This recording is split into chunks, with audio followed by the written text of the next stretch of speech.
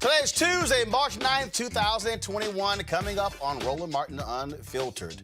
Georgia's state senate, as we said yesterday, passed that voting rights restriction bill. We'll talk with CAWP, head of the New Georgia Project, about what they are planning to do to fight voter suppression in that state.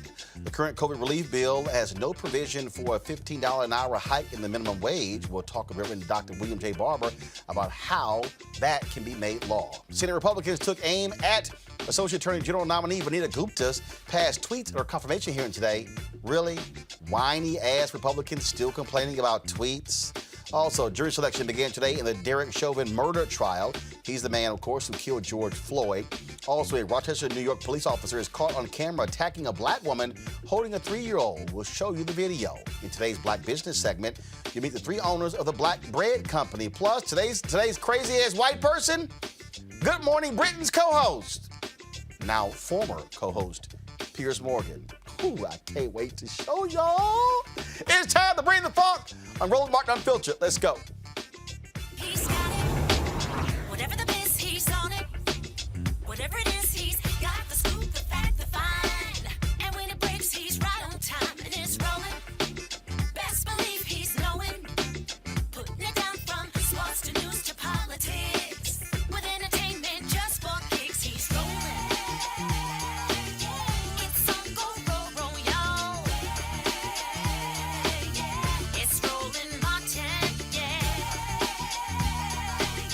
Rolling with Roland now.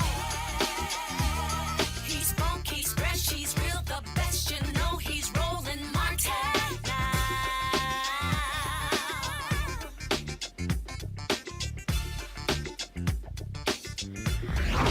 Martin. Yeah, the Republican Party really is filled with a whole bunch of damn snowflakes. I mean, of course, they took down Neera Tanden, of course, who was nominated by Biden to be his head of Office of Management and Budget, over her tweets critical of senators. You had Senator Joe Manchin of West Virginia, the Democrat, who was whining as well. Oh, I don't like her tweets. And the Republicans were complaining. And these are the same people who didn't say a damn thing for 4 years about all the shameful and despicable tweets of Donald Trump. Now, all of a sudden, they care about what folks tweet. The same thing happened today when they had the Senate confirmation hearing for Associate Attorney General nominee Vanita Gupta. We had her on our show many times. She's, of course, head of the Leadership Conference on Civil and Human Rights. Listen to this. Yeah, I was about to go there. This idiot from Texas, who's an absolute embarrassment for those of us who are from Texas, Ted Cruz. Watch this crap. The Department of Justice has a long history of being apolitical, of exercising fidelity to law, of not being used as a partisan weapon to target the enemies of whichever administration is in power. The Obama-Biden administration corrupted that process, and we are still dealing with the consequences. I believe appointees to the Department of Justice should have a demonstrated record of fidelity to law and impartiality, an ability to defend the rule of law. Ms. Gupta, as I look at your record is one of an extreme partisan advocate. Your record is an ideologue. Now, there's a role in our democratic and political process for ideologues, for people that are extreme, radical advocates. That role, I believe, is not being the number 3 lawyer at the Department of Justice in charge of the impartial and fair administration of justice. As I look at your record on every single issue, the positions you've advocated for are on the extreme left, and you've demonstrated an intolerance for and hostility to anyone that disagrees with the extreme left political positions. On the issue of abortion, is there any restriction whatsoever on an abortion that you believe is permissible? Senator, first, let me begin by saying I'm sorry that you feel that way. As a lifelong civil rights advocate, my duty has been to enforce the Constitution, not enforce anyone's political agenda or partisan agenda. I have apologized today for some of the harsh rhetoric that I've used, and I mean that and I'm not focusing on your college years. I'm focusing on as an adult and practicing lawyer. But let's just start with a substantive question. Is it permissible for the government to prohibit partial birth abortion? Yes or no? Senator, my duty, if confirmed, will be to federal laws and the Constitution. Roe versus Wade is established precedent and has been reaffirmed numerous times by the courts. And my duty will be to enforce the federal laws and the Constitution. Okay, so you're declining to answer that. How about the Heller decision, which upheld the individual right to keep and bear arms, a fundamental right in the Bill of Rights? Was Heller rightly decided? Senator, Heller is law of the land, and I will enforce Heller as so you're not answering that either. All right, let's shift to a different topic. Religious liberty. You've demonstrated significant hostility to religious liberty. You have defended the Obama administration's targeting and persecuting of the Little Sisters of the Poor. Not too long ago, religious liberty was a bipartisan commitment in Congress. The Religious Freedom Restoration Act was introduced by then Representative Chuck Schumer. It passed the House unanimously. It passed the Senate 97-3 and was signed into law by President Clinton. Now, today's Democratic Party has abandoned religious liberty. Indeed, the Equality Act, of which you are a vocal supporter, that has now come out of the House of Representatives, is a radical piece of legislation that, among other things, explicitly repeals significant aspects of the Religious Freedom Restoration Act to take away our religious liberties. You have been a vocal defender of the Equality Act. Do you agree with the provisions stripping RFRA's religious liberty protections from Americans? Senator, let me begin by saying that religious liberty is incredibly important to me. I am a person of faith. My family is one of deep and abiding faith. And this country's founding freedom was rooted in religious liberty. I have defended religious freedom throughout my career. When I was at the Justice Department, I launched an interagency effort to protect religious liberty. Ms. Gupta, I appreciate that, but our time is limited. So if you could answer the question Senator, it's only fair to allow her to complete her answer. Mr. Chairman, I understand that she has things she wants to say, but I asked if she supports the repeal of RFRA. That's not the question. Senator, if you want to make a speech, you may make a speech. I'm asking a question. I'm asking a question, and she's giving a speech, and I understand that you support her nomination, so you're giving a speech too. But I'm asking a question. I'm asking you to allow her to answer. She was not answering. She's welcome to answer the question. The question is, do you support the Equality Acts repealing RFRA's protection of religious liberty for Americans? Senator, I support RFRA. I have enforced provisions of RFRA, and the Justice Department must enforce the law. The Justice Department enforces religious liberty and protects it. It also enforces our nation's anti-discrimination laws. Let me try a third time. Do you support the Equality Act's repeal of RFRA's religious liberty protections?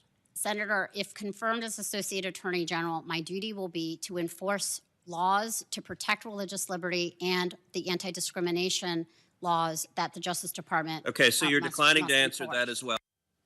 Actually, she did. Here's Senator Dick Durbin, who is the chair of the Senate Judiciary Committee, speaking about the attacks from Republicans. Watch this. And would you like to say a few words about Senator Grassley's concern with your tweets? Thank you, Chairman Durbin. I do not support defunding the police.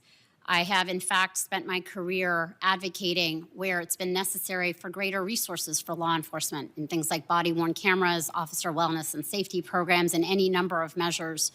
I believe that is why I today enjoy the honor of having so much law enforcement support. It would be with a great honor for me to return to the Justice Department precisely to continue to roll up my sleeves and work hand in glove and understand the current needs of law enforcement in some of the most challenging times that are presented for frontline responders.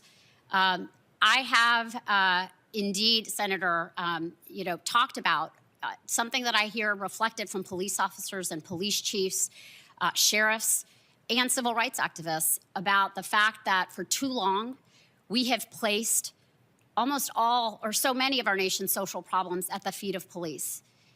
From everything from homelessness to mental health issues to substance use disorder.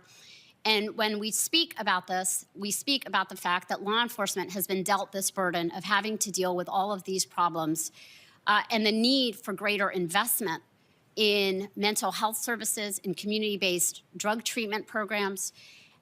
And so when I've spoken about investments, it has been really about something that I've heard and I've talked to at length for years, long before George Floyd was killed, with law enforcement about the need to provide them supports and to not have them be the only go-to response holding the burden of all of these issues.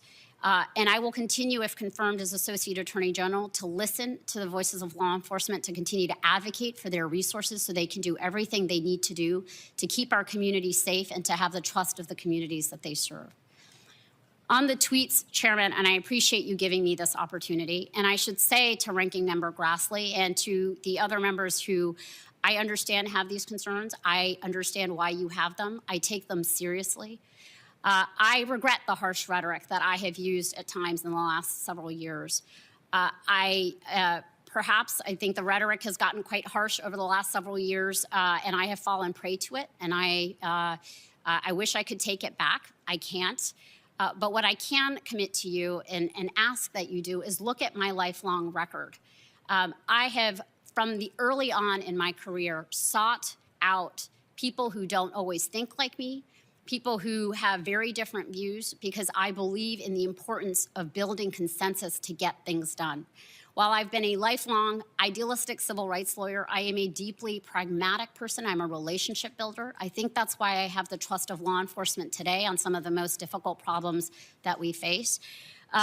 And I understand that the position of Associate Attorney General is a law enforcement position. It has to be strictly nonpartisan in every measure.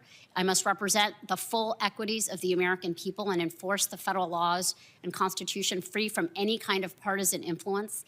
I've done it before. I did it when I was at the Civil Rights Division. I've been in the Justice Department before.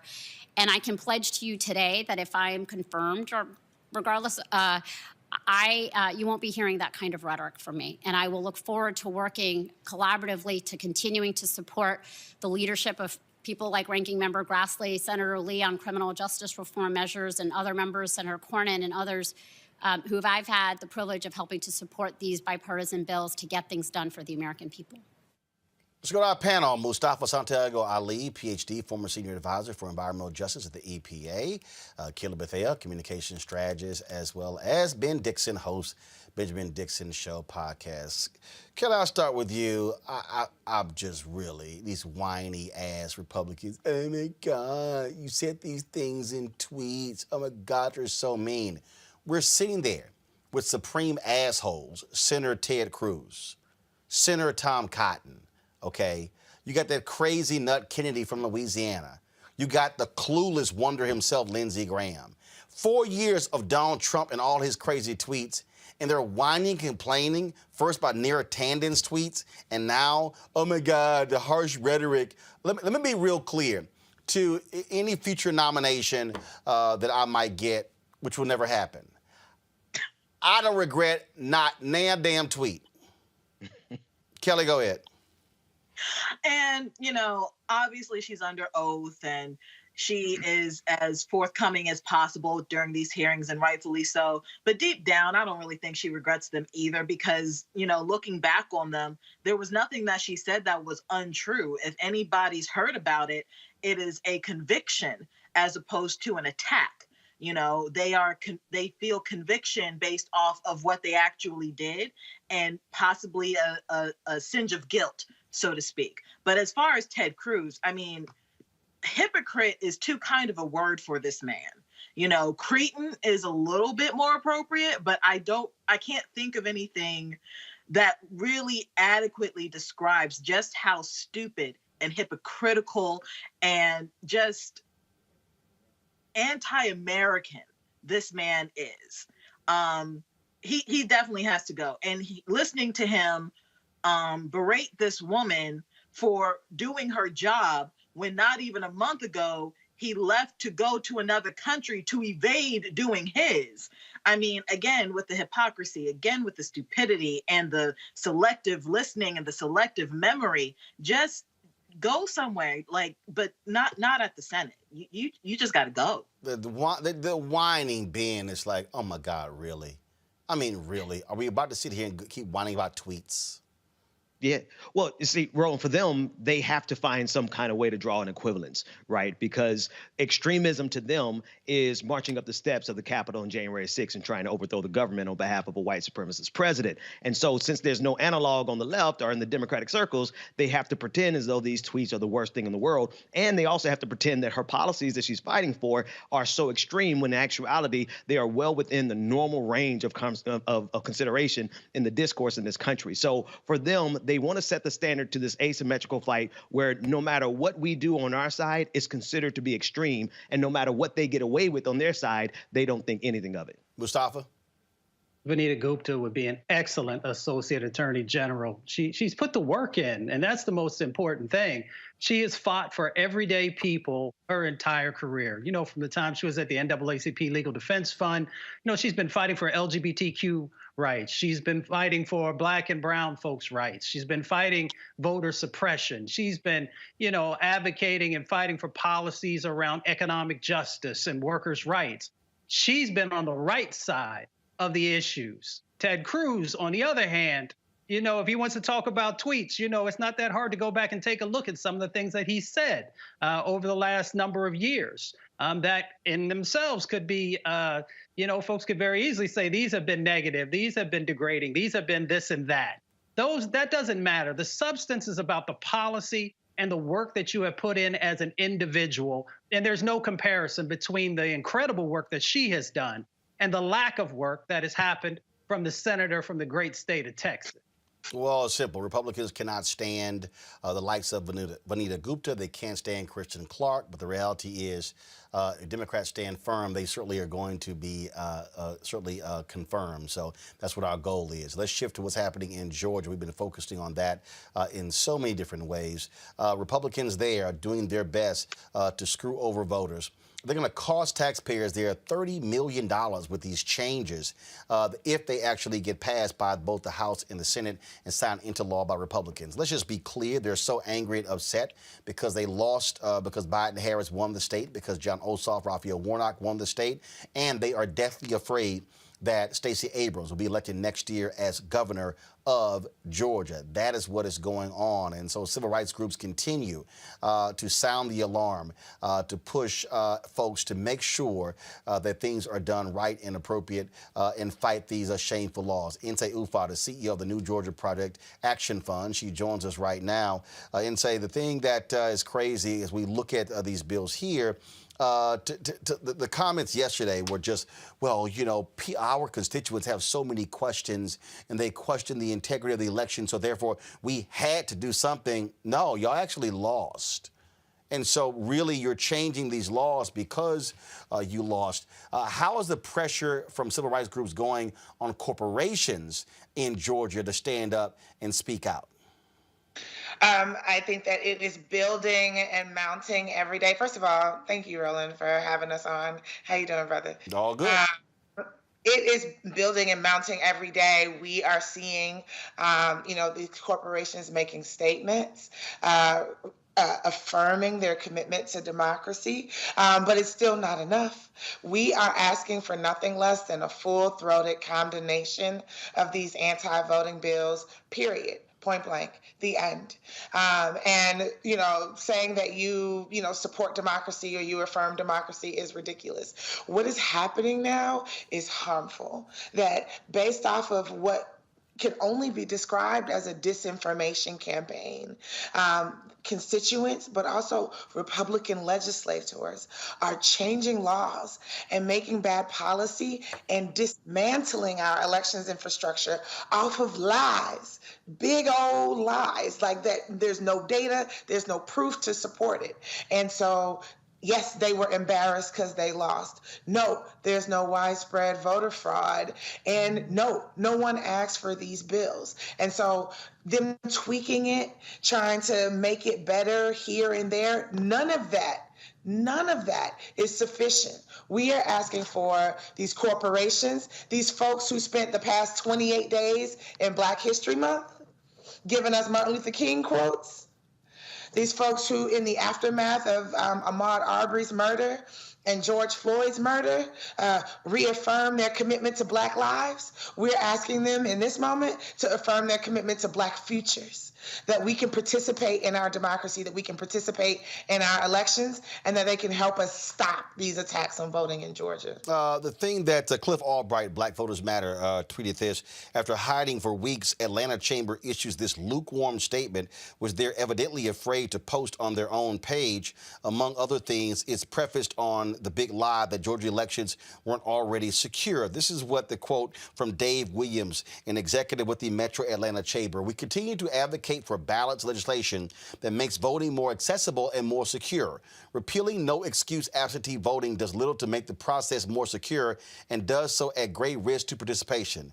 That's weak as hell.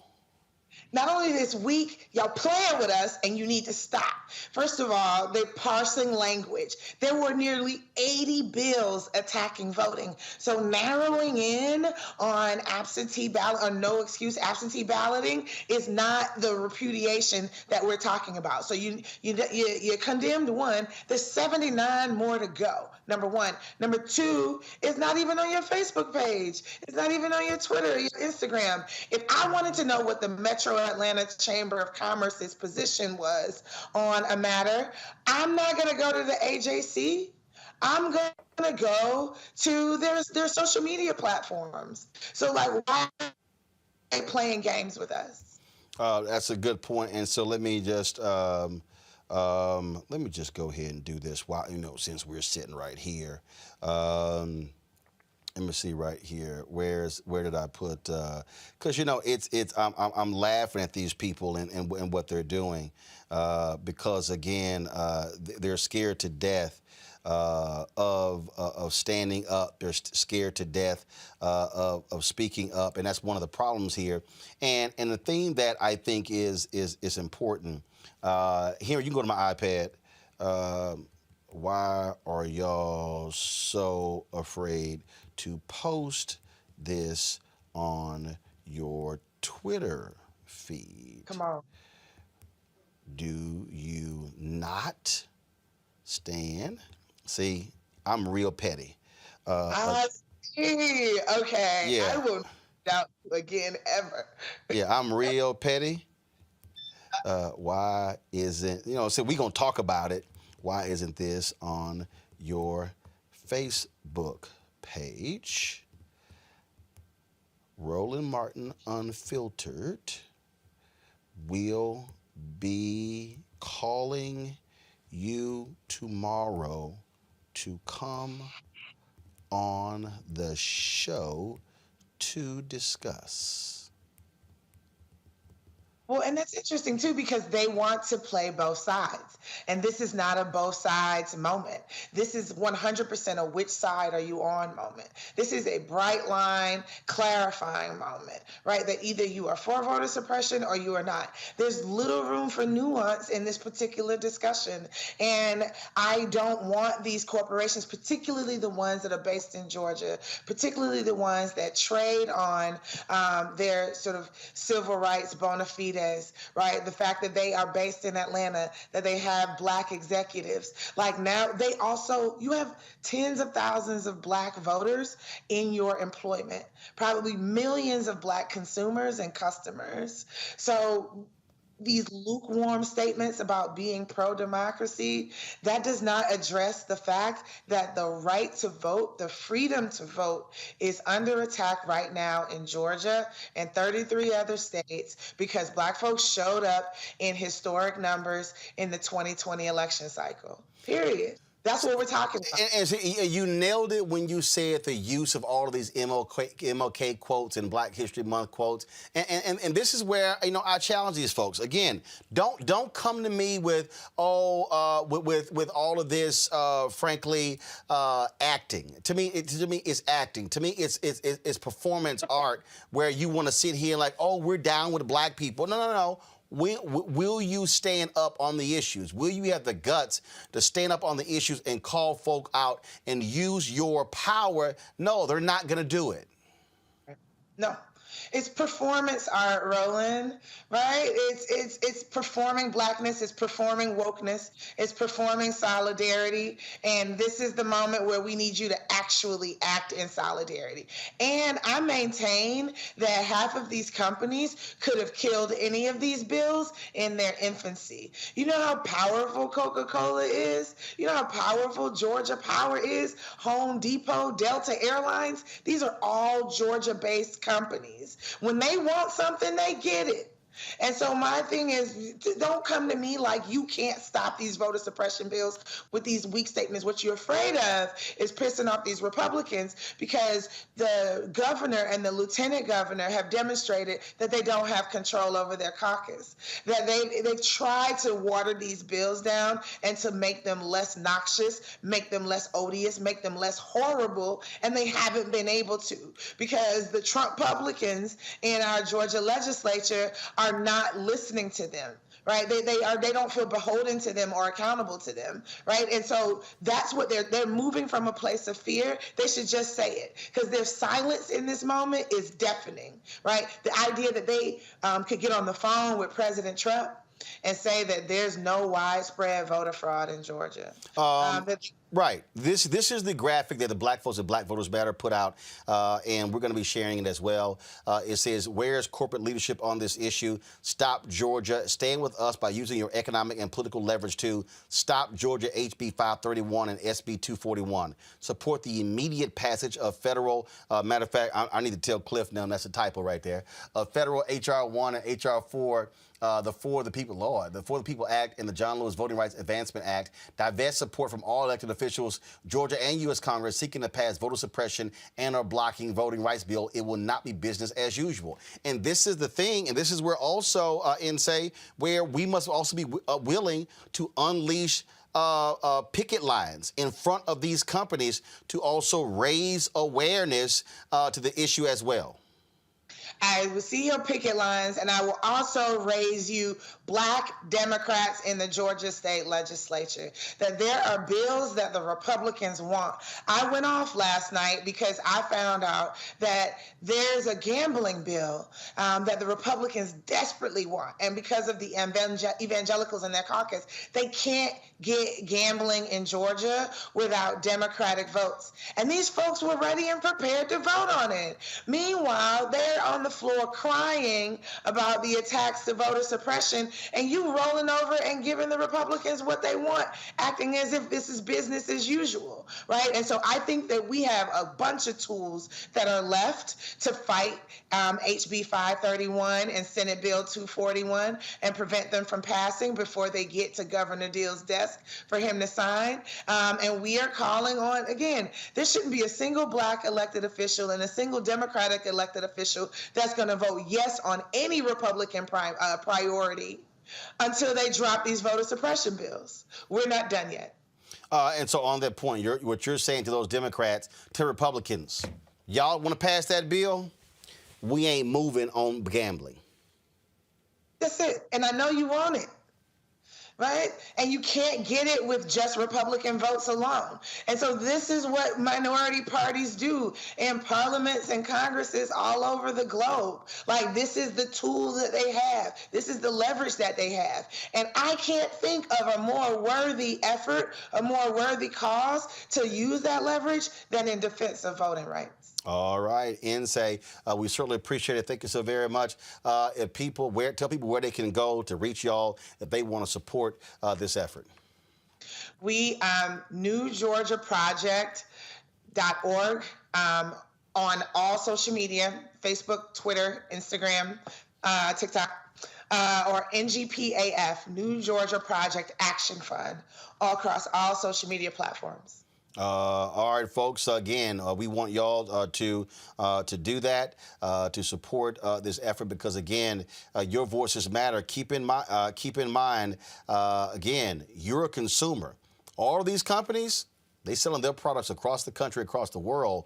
And so if you live in your state and you make it perfectly clear, I'm not going into your store or buying your product unless you speak out and stop this bill, trust me, they might start paying attention. Nsé, we appreciate it. Thanks a lot.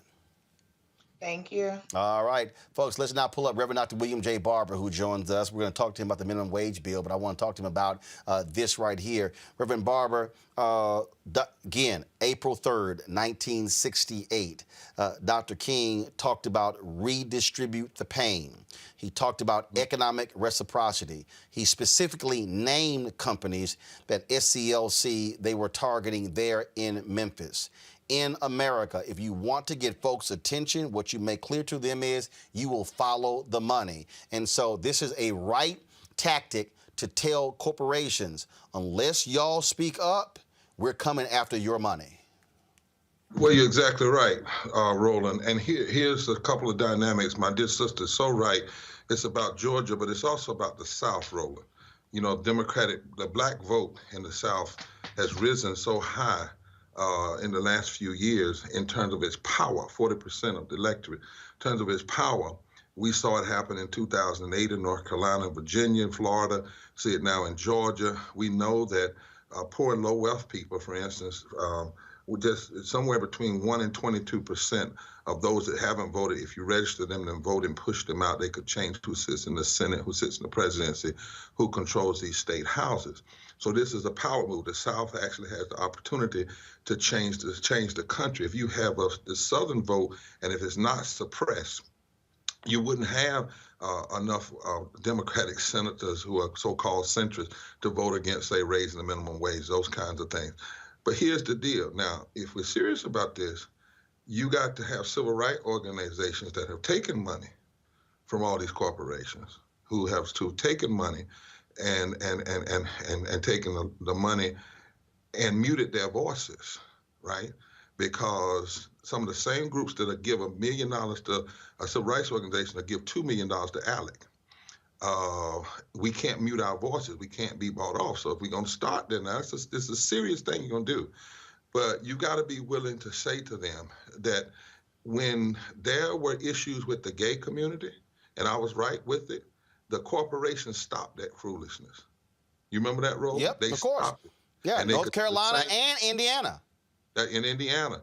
But you got to, because the question is, if you know, I've watched even with this minimum wage how muted some of our civil rights organization voices were. And hold on, Reverend, let me also add to it. We need those LGBT groups. Exactly. Their voices as well. You want black folks standing with you. Where are you on voter suppression? That's what I'm calling for.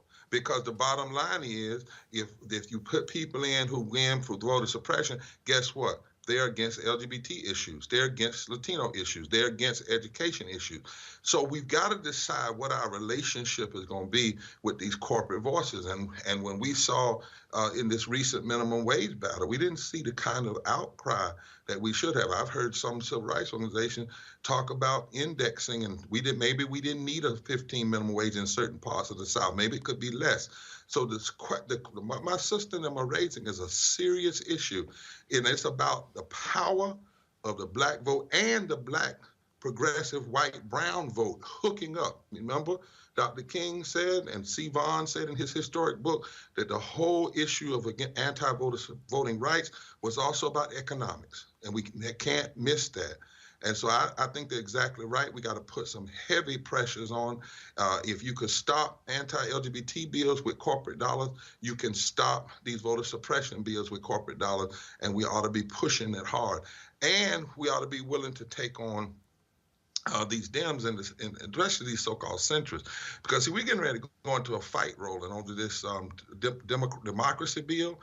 You know, they're not going to get that done with Republican help. So are they going to go right back through this same foolishness about, you know, we need 60 votes and let Manchin, is it going to be Joe Manchin or Joe Biden? You know, that's going to be the question.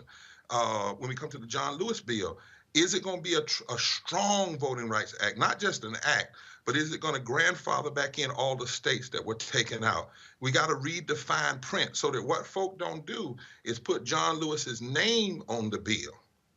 But the bill is so weakened that it doesn't reflect John Lewis's struggle. Or are we going to let it go through, and the Democrats are going to be unwilling to break the filibuster and allow them to block it again in the Senate over a filibuster, over some strange rule. I mean, these are battles that we have got to be able to wage in this moment. When we talk about again this $15 an hour living wage, you see the folks. There were the 8 Democrats who voted against it. 8 right, 8 millionaires. Mm-hmm. eight on Friday before Bloody Sunday, and they voted against 45% of black folk getting coming up out of poverty, because that's how many 45% of black workers make less than 15.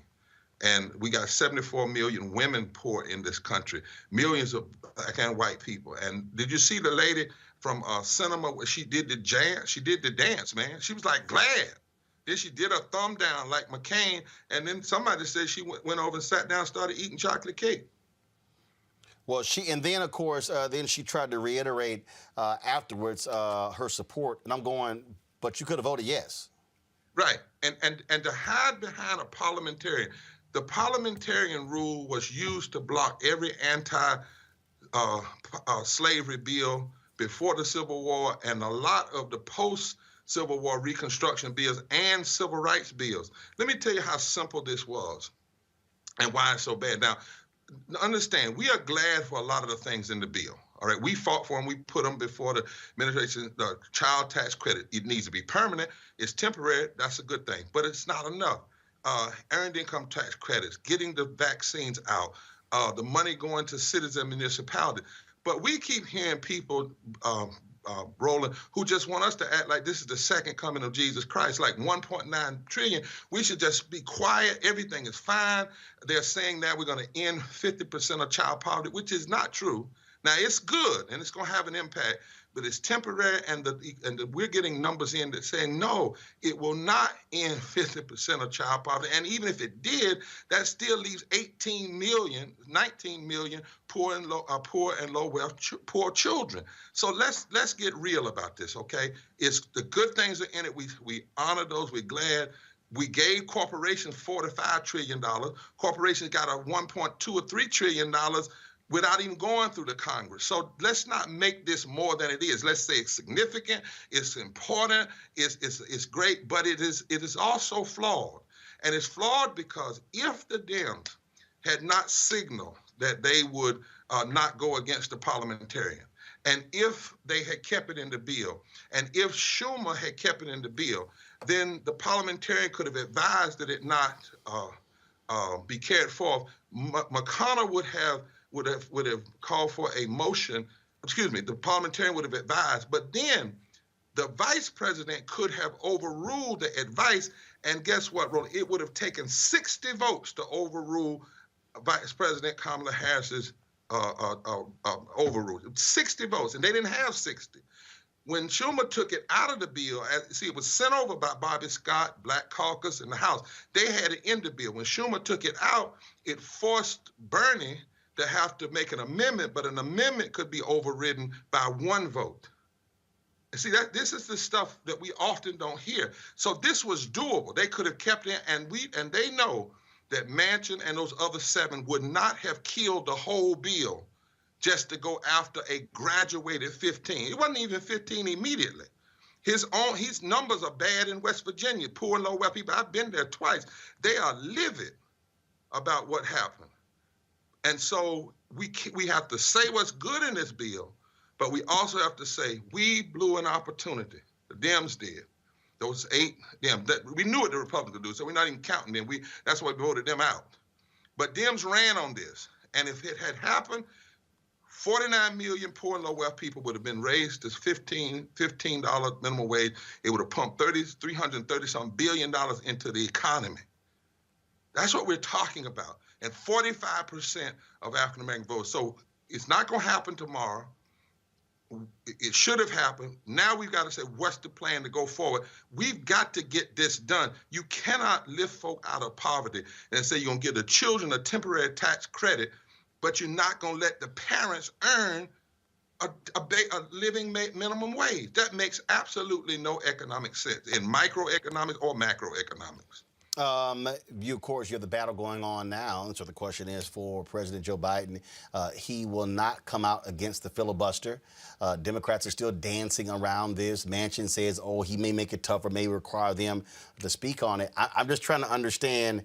If you didn't have one Republican in the House and 1 Republican in the Senate vote for a COVID relief bill, please show me where you think you're going to find 10 to vote on the George Floyd Justice Act, 10 to vote on minimum wage, and 10 to vote on the John Lewis Voting Act. I'm sorry. I can't even, maybe 4. I mean, maybe Murkowski, maybe Collins, maybe Romney, maybe Toomey, but I don't think so. Look, Toomey in Pennsylvania, the Democrat up there that voted against the raising the minimum wage the other day, 2.9 million of the people in Pennsylvania make less than a living wage. That's just on the Democrat side. None of the Republicans. Now, watch this, Roland, and your audience. You know, Manchin voted for Barr. He voted with all the Republicans on all of the Supreme Court picks. So why is people thinking that he's going to do all of this? He's lying when he says, I'm going to get 10 to do infrastructure. I can get 10. No, he can't. He couldn't get 1. And he actually said the reason he even had them pull out, put the cap on, was to get more support. You didn't get 1. None. And I'm telling you, all in those mountains up there, when I was in a meeting with him and the people from the mountains, one of them said, man, we know your mama. What is wrong with you? They don't even like it. But here's the thing. We need to say loud and clear, with love, but with the truth. President Biden, Jesse Helms, Strom Thurmond, why do you want to be anywhere near what they did? And what did they do? Use the filibuster. Use the filibuster. It's been used, and that's the speech he needs to make. He needs to lay out what he wants to do. He needs to say how it's going to impact black people, white people, brown people, poor people, and why, and say, on this basis, I am not going to allow myself and my vice president to be anywhere aligned with this filibuster rule that is not constitutional. I heard Manchin say today, well, what kind of Senate would we have if everything came down to a 50-50 vote, then the Senate that the founders originally designed to have?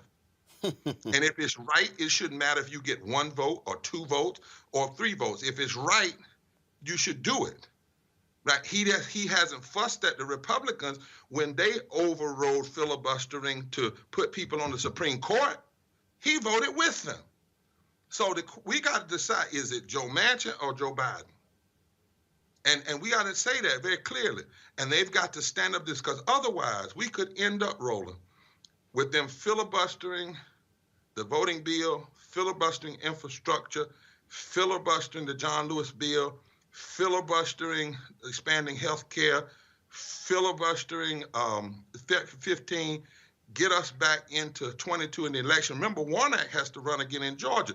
Well, why did people come out for Warnock and Osage? It was because they said they would do 15, they would do racism, and they would expand health care. So what we are allowing is Manchin and that crowd to undermine the 2 senators that gave them the majority. And that's why we've got to push hard. That's why we ought to be challenging these corporations. That's why all of these groups ought to be clear on this and speaking forthrightly. You know, somebody criticized us when we challenged and said to Vice President Harris, this may be your Esther moment. They thought we were being ugly toward her. No, what we were saying was, don't let them take your power. You have power. Don't let these white boys take your power. Don't let them undermine a power that's given to the presider of the Senate. Don't let them undermine you for the future when you're going to need poor and low wealth voters and workers to support you. This is the moment to say to the president, I'm a black woman. 74 million women are poor and low wealth. 60% of my people are poor and low wealth. Loose me. Do not put me in a box and say I cannot override this parliamentary. If they can get 60 votes to override my override, then fine. But I want to go down in record of not allowing one parliamentarian to have more influence than 140 million people and 49 million people making less than. And we have to have that same commitment. Now, she won't get to do this outside of reconciliation. So now the only way to move this other stuff is they're going to have to break that filibuster. So it's going to be, are you on the side of Joe Manchin, and if Joe Manchin wants to stand with Jesse Helms and Strom Thurmond and using the filibuster, then the question is, Senator Schumer, Speaker Pelosi, Joe Biden, do you want to stand there or do you want to stand with the people? Simple as that. Reverend Dr. William J. Barber, we certainly appreciate it. Thanks a lot. Take care, my friend. Thank you very much, Frat. Let's go back to my panel here. Mustafa, I'll start with you this time. Look, either you're going to fight, either you're going to use everything that's in your arsenal to fight, or why in the hell should you even be in the majority if you're not going to fight? If you're not going to fight hard for all the stuff you campaigned on. Exactly. And that's what, you brought hope back to people. They said things are going to be different this time. We're going to have somebody who actually cares about me, who cares about my family, and is willing to stand up for that. And when you're not willing to do that, then it creates, a situation where folks just get tired. They get tired of giving you their vote. They get tired of giving you their trust. And you just got to make some decisions. And I appreciate Reverend Barber so much, because the reality is that the president has put together a number of incredible sets of ideas and executive orders, but that just doesn't get it done. So you have got to get rid of the filibuster, because if you don't, you will blink and we will be at the midterms. And folks across the country will be looking around and they'll say to themselves, you said you were going to do X, Y, and Z, and you didn't do it. And we know that the Republicans, when Obama came in, they said, we're going to make sure he's a one-term president and that he doesn't get anything accomplished. And they were successful in many aspects of that. And the same thing is playing out today in relationship to the Biden administration. There are folks who do not want you to be successful, and they will do whatever they can to make sure that doesn't happen. And you are helping them, but not utilizing all the tools that you have to actually get this amazing agenda done.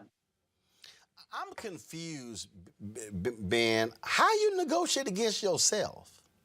I mean, if the other side is clear, we ain't voting for nothing, I'm negotiating against myself. Yeah. That's not compromise. It's the game. It's the game that Joe Manchin plays. It's a game that we have to see if Joe Biden is going to continue to play. It's the respect more for the institutions than for the people. And because of the challenges that we're facing with voting rights, it's going to be a very clear-cut decision that Joe Biden is going to have to make, along with the rest of the Senate Democrats. What side are they on? Are they more interested in protecting the institutions? Because the institution of the filibuster has been an impediment to progress for a very long time. That's why it's there. And so if they can't make that decision, they're going to find themselves on the opposite side of the entire black community, because there are so many critical issues that Republicans simply are not going to let pass because of the filibuster. I crack up, Kelly, really, as I sit here and to hear Senator Manchin actually say over the weekend, I did these things to get more support for the bill, a bill that is supported by 70+% of the country, and then not a single Republican voted for it. So I'm trying to figure out what the hell support was he talking about? I couldn't tell you, but the differences between Biden and Obama are already quite apparent, just from jump. But specifically, at least this is how I see it, when Obama was talking about hope and change, he was talking about the American people, about hope in us changing. But it appears that when Biden talks about hope and change, he puts his hope in an institution that constantly fails us. He's putting his hope in colleagues that back in the day, they may have been able to get something done, but now it's not like that anymore, because we are in a post-Trump era. We are in one of the most partisan Congresses and administrations that we've had really since the Civil War. And he is still in this age of nostalgia, or this mentality of nostalgia, like, oh, I know Manchin. Oh, I know Romney. I know these people. Like, they'll help me out. No, they will not. The game has changed. And us, the American people, put our hope in you because, frankly, you took away our other options. as Democrat. So you're in the seat. We put our hope in you because it was either you or Trump. So given that, you need to recognize that. Well, And- I mean, but here's the deal, though, Kelly. Obama played the same game. The first stimulus bill, 40% of that bill was tax cuts. 40%. I understand that, but he also only had 2 years to get his agenda across, and the Republicans were adamant about making sure that he was a one-term president. No. Kelly, you got to remember, he had the majority. I understand. He had the House and the Senate. That's not what I'm talking about. No, what I'm saying is this here. Obama abided by the same institution. And the reality is this here. And this is the deal. Obama played the game the same way President Joe Biden's playing the game. President Obama and President Biden playing the same game. You want to respect the institution. No. You drive your agenda. When Donald Trump didn't give a damn about no rules, didn't give a damn about Mitch McConnell, didn't give a damn about the rules, the traditions. They drove agenda. Democrats are the only ones who are playing, hey, you know what, there are rules, there are procedures, there's process, there's custom. They ain't playing for keeps, and that's the problem here. And I understand that, and that's my point. What I'm saying is, in the Obama administration, again, this was a pre-Trump era. So him abiding by institutions was the name of the game for both Democrats and Republicans. No one expected that to happen to Obama. But now we expect that to happen to Biden. Yes, we did. A post-Trump era. So what I'm saying is, when it comes to Biden thinking that he can do what Obama did, or even do what previous Democrats before Obama did, he needs to disabuse the notion that that is still the game that can be played. That is no longer. So when you're talking about the Democrats pushing and advocating for themselves, and I've said this on your show before, Republicans will, come hell or high water, get in line, whether they believe in the agenda or not. They understand the power of the party. Democrats are so splintered at this point outwardly that it doesn't appear that they know how to get in line with an agenda. So to your point, that's exactly what they need to do, but that's not what's happening right now. No, of course not. And what I'm saying is, Democrats play nice. Simple as that. Obama played nice. Obama sat here, they're going to do the right thing, He talked to them, had them over. No, this is real simple. You got 2 years. Right now, if you're President Joe Biden, you got the House, you got the Senate. There's no guarantee you're going to have the House or the Senate after 2022. So you know what? You better maximize while you can. That's what Obama didn't do. Hey, I know they all danced around. Hey, they didn't want to go hard at Ruth Bader Ginsburg to get her to step down. Okay, they should have. They'd be like, yo, look, listen. After 14, man, I had this thing. Okay, and so what happened? They rolled the dice. Everybody was like, oh, Hillary gonna win. Well, we see what happened. Now you ain't got 5-4. Now you got 6-3. Bottom line is here, you got to play hardball. And if they want to dance on this whole deal, you playing with fire. And here's the last point being, if you don't drive your agenda now, I'm telling you right now, I don't give a damn. Y'all, you are not going to get the same people to go out and try to convince more folks in 2022 to give us a second shot. They're going to say, what the hell did the last shot we gave you? Thanks.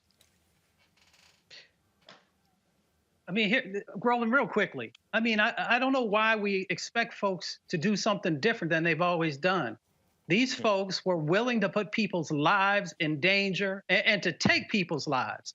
If we remember how these COVID-19 bills, the stimulus bills have rolled out, they were willing to take time after time after time, slow it down, and then not put the proper things inside to literally protect people's lives from a pandemic.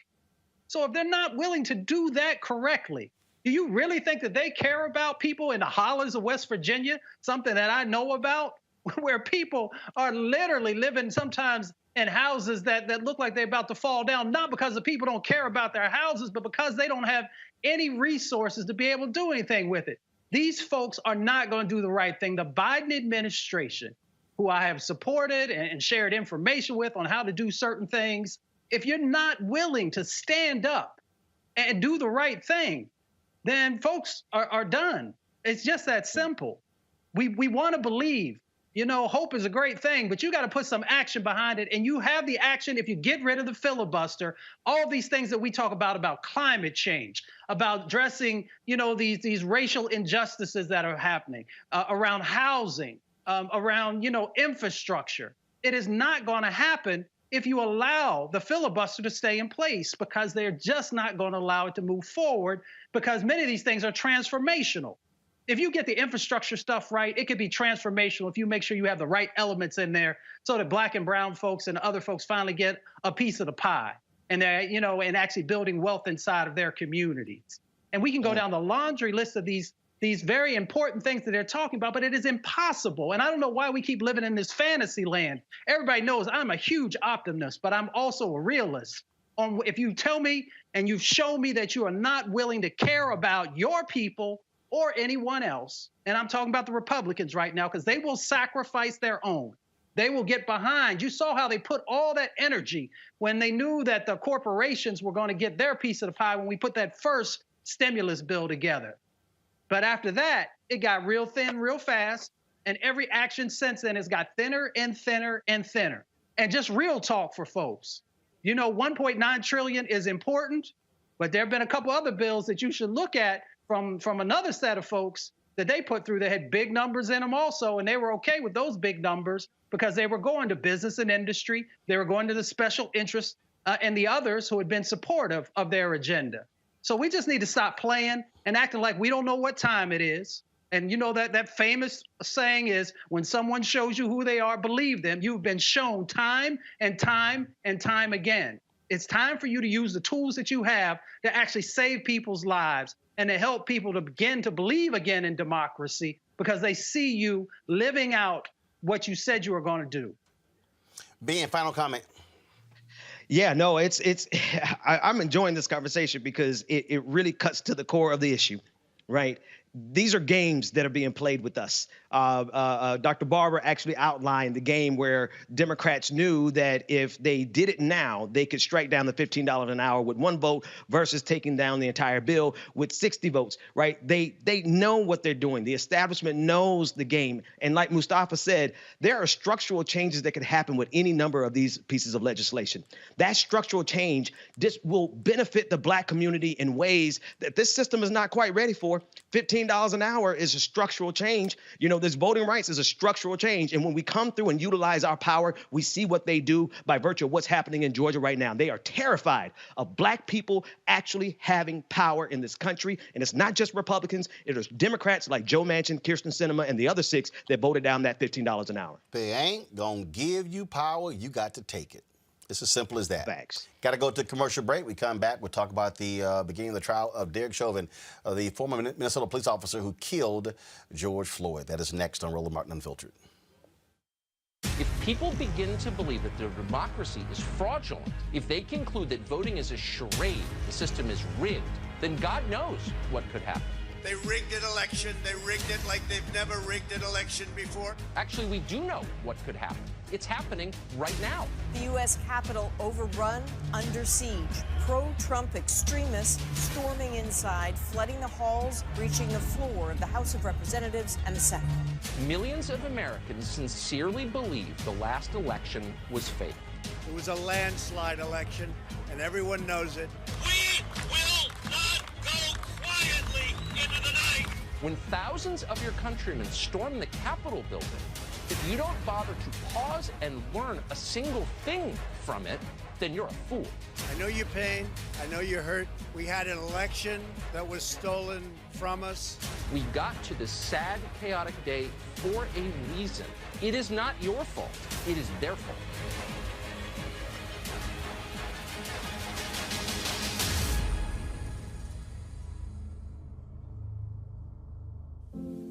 I believe that it's movement time again. In America today, the economy is not working for working people. The poor and the needy are being abused. You are the victims of power, and this is the abuse of economic power. I'm 23 years old. I work 3 jobs. Work 7 days a week. No days off. They're paying people pennies on the dollar compared to what they profit, and it is time for this to end. Essential workers have been showing up to work, feeding us, caring for us, delivering goods to us throughout this entire pandemic, and they've been doing it on a measly $7.25 minimum wage. The highest check I ever got was nearly $291. I can't take it no more. You know, the fight for 15 is a lot more than about $15 an hour. This is about a fight for your dignity. We have got to recognize that working people deserve livable wages. And it's long past time for this nation to go to 15 so that moms and dads don't have to choose between asthma inhalers and rent. I'm halfway homeless. The main reason that people end up in their cars is because income does not match housing cost. If I could just only work one job, I could have more time with them. It is time for the owners of Walmart, McDonald's, Dollar General, and other large corporations to get off welfare and pay their workers a living wage. And if you really want to tackle racial equity, you have to raise the minimum wage. We're not just fighting for our families, we're fighting for yours too. We need this. I'm going to fight for it until we get it. I'm not going to give up. We just need all workers to stand up as one nation and just fight together. Families are relying on these salaries, and they must be paid at a minimum $15 an hour. $15 a minimum. Anyone should be making this to be able to stay out of poverty. I can't take it no more. I'm doing this for not only me, but for everybody. We need 15 right now.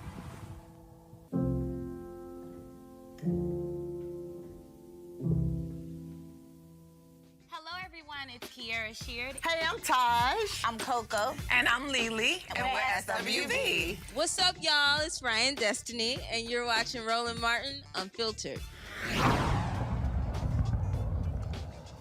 Well, there are some videos coming from Capitol Hill that, you know what, I just got to play because they just go right to the issue. Check this out. This is Congressman Tim Brown of Ohio. He is potentially going to run for Senator Rob Portman's seat, who announced he is not seeking re-election. Woo! This is what I'm saying. Watch this. Mr. Speaker, one of the earlier speakers said, this is the most dramatic change in labor law in 80 years. And I say, thank God. In the late 70s, a CEO made 35 times the worker. Today, it's 300 to 400 times the worker. And our friends on the other side running around with their hair on fire. Heaven forbid we pass something that's going to help the damn workers in the United States of America. Heaven forbid we tilt the balance that has been going in the wrong direction for 50 years. We talk about pensions, you complain. We talk about the minimum wage increase, you complain. We talk about giving them the right to organize, you complain. But if we were passing a tax cut here, you'd be all getting in line to vote yes for it.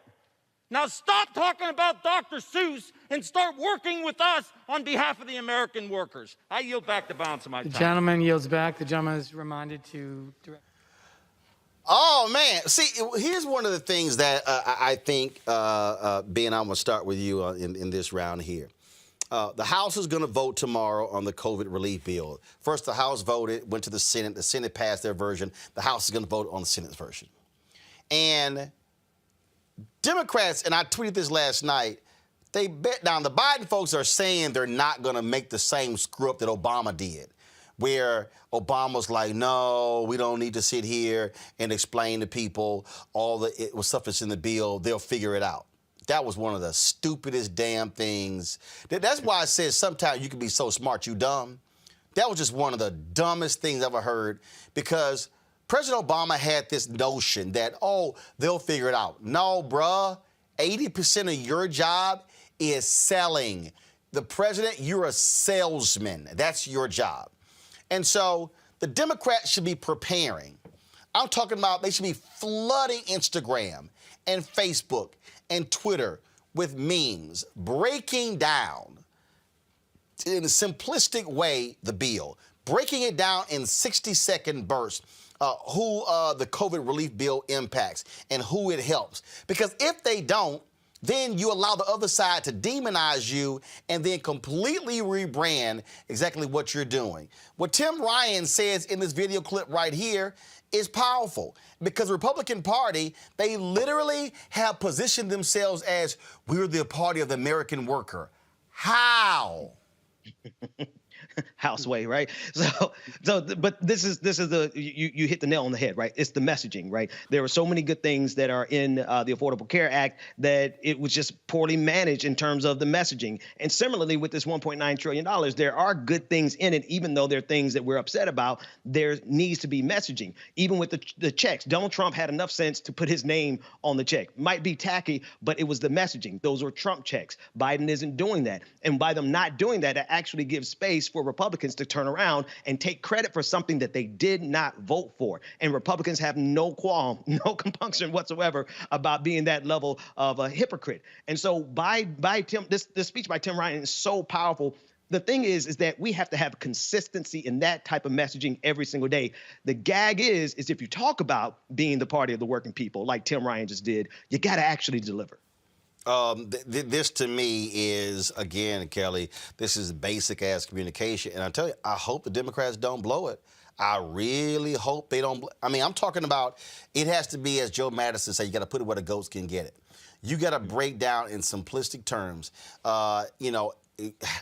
who this helps. Because the other side, oh, trust me, they demonized the stimulus bill under Obama and was privately writing letters requesting that stimulus go to their particular districts. And see, I think Elkhart, Indiana, perfect example. Man, them white Republicans there were killing Obama. The stimulus bill saved that damn city. He did not want to take a victory lap. Biden and Democrats better be sitting here looking like Carl Lewis running around a track stadium or Usain Bolt taking a victory lap, because that's what you're supposed to do when you win.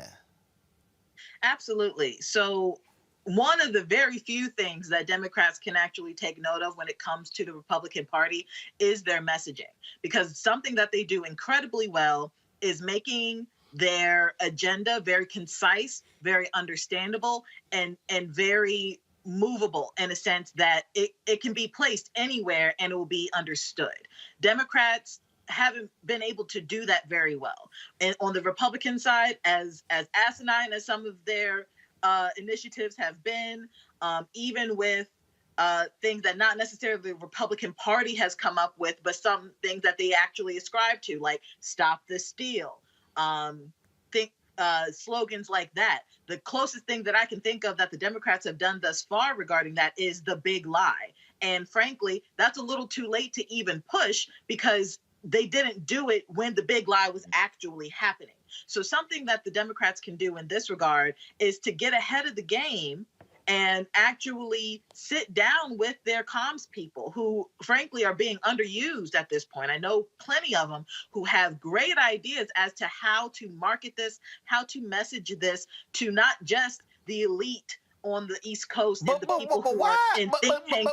But Kelly, okay, since you know a lot of these people, why are they so bad at putting out videos? I'm serious. They're not. They bad. No, they bad. They bad. I mean, I'm serious. I mean, of all the Democrats who whine about the Lincoln Project, I'm like, why aren't y'all studying them? I mean, during this whole presidency, the best, Don Winslow, Midas Touch, other groups, they would have sitting in the ones punching back. I don't understand how Dems don't know how to message. I don't understand that.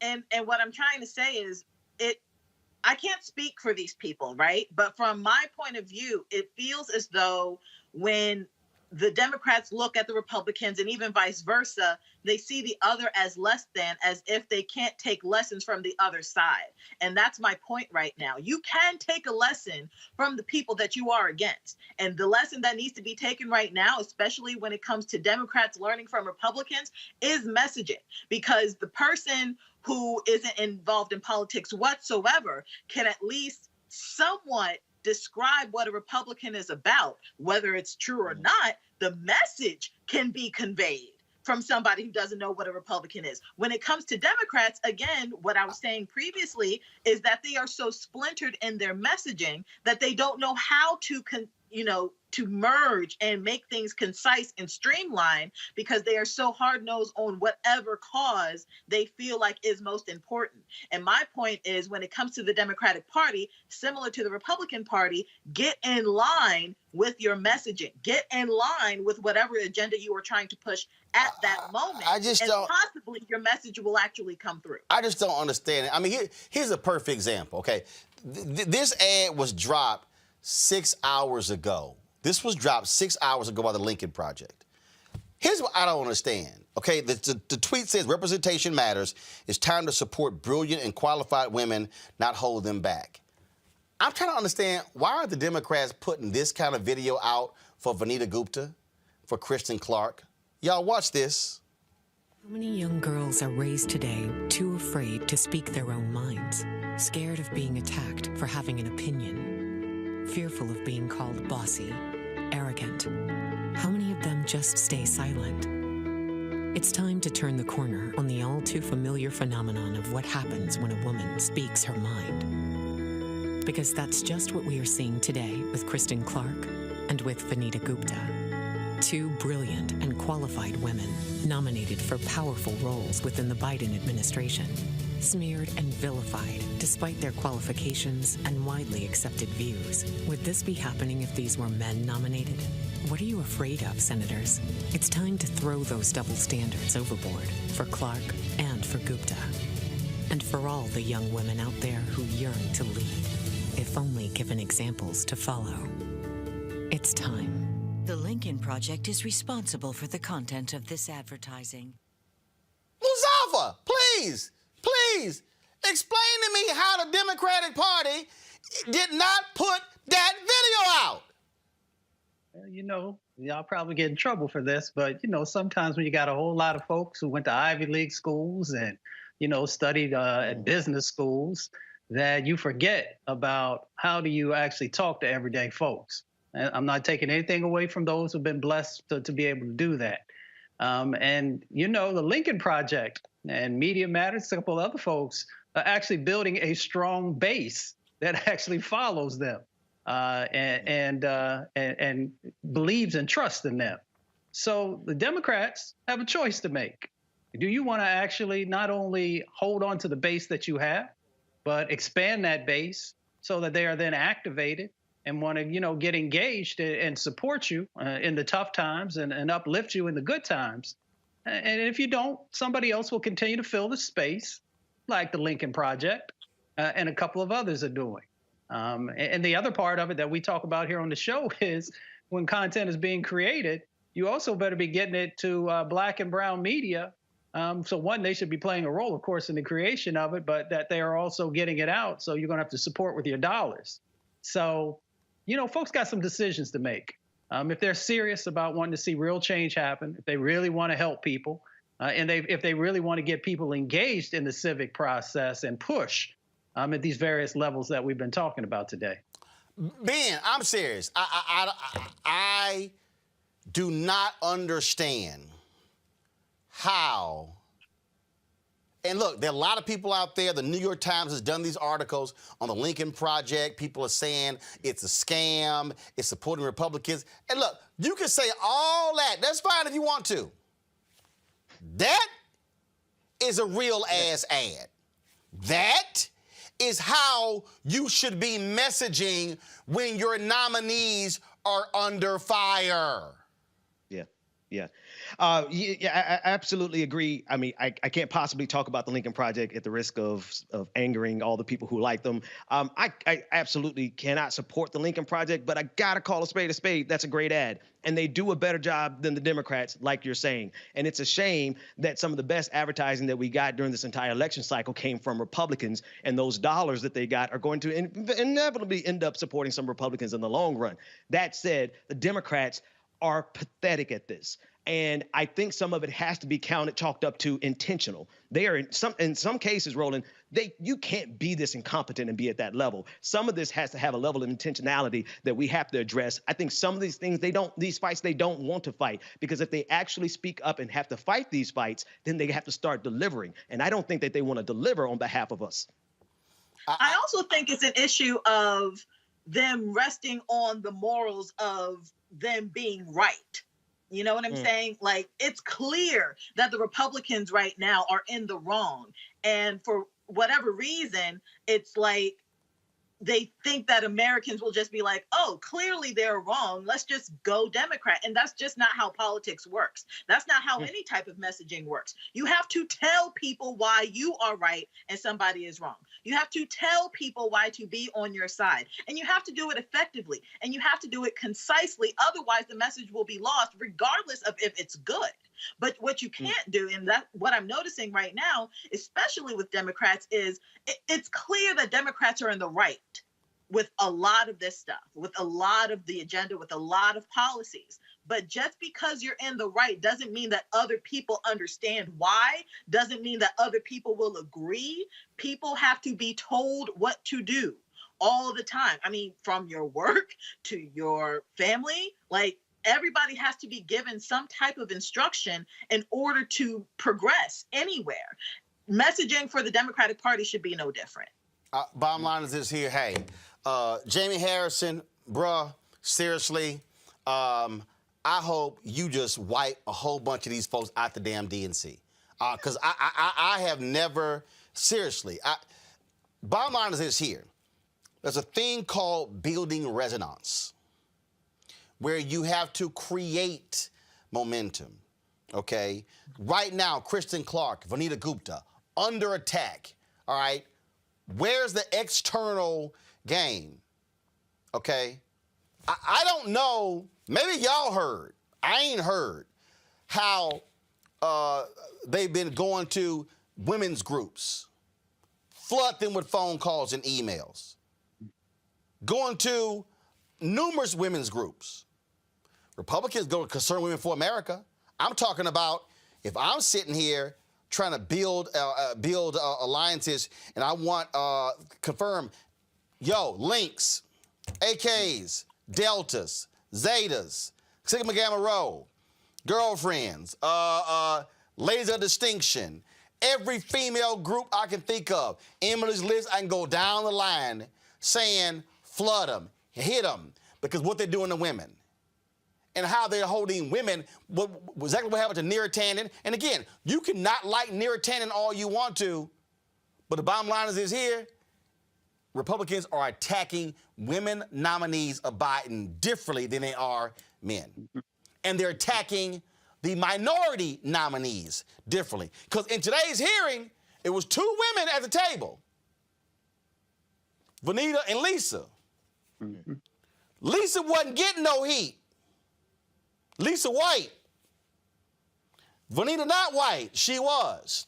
All I'm saying is, if you're going to fight, fight. So I really hope Jamie Harrison is taking a big-ass brush and firing a whole bunch of these sorry white consultants, and I'm being very specific for a reason. I need Jamie Harrison to fire a bunch of these sorry, smart-ass white boys who are stealing money in the DNC, who don't know how to fight, who got their heads stuck in their damn iPads, who all went to the Robbie Mook School of Running Campaigns, okay, who ain't listening to the ground. That's all I'm saying. So if you want to sit here and win, win. But that ad, that's how you defend your women who are under assault. And it's amazing how they can turn them damn ads around literally in 24, 48 hours. But I swear, if I went to the Democrats' Twitter feed right now, I guarantee you I probably wouldn't see a damn video since the election. Let's go to Minnesota. The trial of ex-Minnesota police officer Derek Chauvin resumed today with the jury selection process despite uncertainty over whether A third-degree murder charge will be added. Judge Peter Cahill read the potential jurors several rules they must abide by during and after the selection process. 2 jurors have been seated while a handful of others have been excused. Here's Judge Cahill addressing the potential jurors. The charges against the defendant are not evidence, and they create no inference of guilt. No member of the jury should in any way permit himself or herself to be prejudiced against the defendant because a charge has been made against him or because he has been placed on trial. The defendant is presumed innocent of the charges made against him, and in order for you to find the defendant guilty, the state must prove guilt beyond a reasonable doubt. The defendant does not have to prove his innocence. The presumption of innocence remains with the defendant throughout the trial unless and until he has been proven guilty beyond a reasonable doubt according to the law and the evidence admitted at trial. Proof beyond a reasonable doubt is such proof as ordinarily prudent persons would act upon in their most important affairs. A reasonable doubt is a doubt based upon reason and common sense. It does not mean a fanciful or capricious doubt, nor does it mean beyond all possibility of doubt. Now, if you serve on this jury, you and your fellow jurors will be the sole judges of whether a witness is to be believed and of the weight to be given a witness's testimony.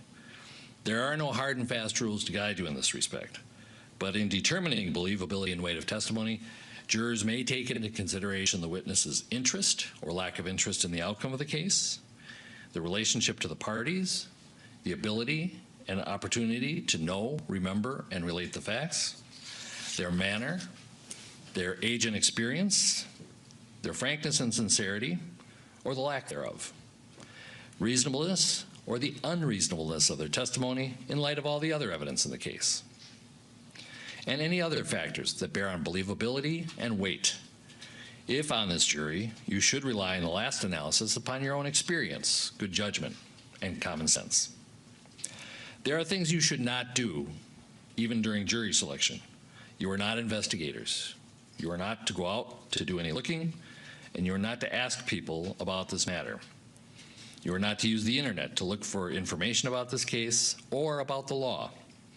Above all, you must not talk to anyone who is involved, the lawyers or the witnesses. Do not be offended if the attorneys, parties, or witnesses do not speak to you. They know that it would be improper to contact you, except through the normal selection process, and they will confine themselves to a brief greeting. Now, during the selection process, your family and friends will be curious as to what you are doing. You may tell them you are on a panel of potential jurors in a criminal case, and that is all you should tell them. And since that is all you should tell family and friends, that is all you should tell the general public. So during these proceedings, please refrain from using Facebook, Twitter, or other social media to announce that you are a potential juror or to comment on this trial. You may access such social media tools, but please do not publish any information about the case or your thoughts about the case. You do not have to stay away from people and refuse to speak to them. Do whatever you wish, but do not talk about the case and do not talk to anyone involved. And because of the nature of the charges, this case will receive media coverage. Do not read about this case in the newspapers or online, and do not listen to news about it on radio or television. Now, the first juror chosen said he had not seen the viral video of George Floyd's murder. Of course, that circulated all across the country. So we are live streaming on our Roland Martin Unfiltered platform every single day. And you can watch that. Just simply go to our YouTube channel, our Facebook page, or our Periscope page. And we're doing that. So we've been streaming that and other events as well, which is one of the reasons why we certainly want you guys to support what we do by joining our Bring the Funk fan club, because your dollars make it possible for us to do that, for us to pay our staff to be able to cover these things every single day. You can do so by going to our Cash App, $RM Unfiltered. Also, PayPal.me, R Martin Unfiltered. Venmo.com is RM Unfiltered. You can also go to Zelle, Roland at RolandSMartin.com, or Roland at RolandMartinUnfiltered.com. And so, again, every single day, we're going to be live streaming the trial of Derek Chauvin on trial for the murder of George Floyd. Let's go to Rochester, where the Rochester Police Accountability Board released a video showing an officer violently throwing a mother to the ground and pushing her 3-year-old after a store accused the mother of theft. The incident comes just 2 weeks after 2 of the same Rochester officers were seen on the camera attacking, handcuffing, and pepper spraying a 9-year-old girl. Watch this, y'all.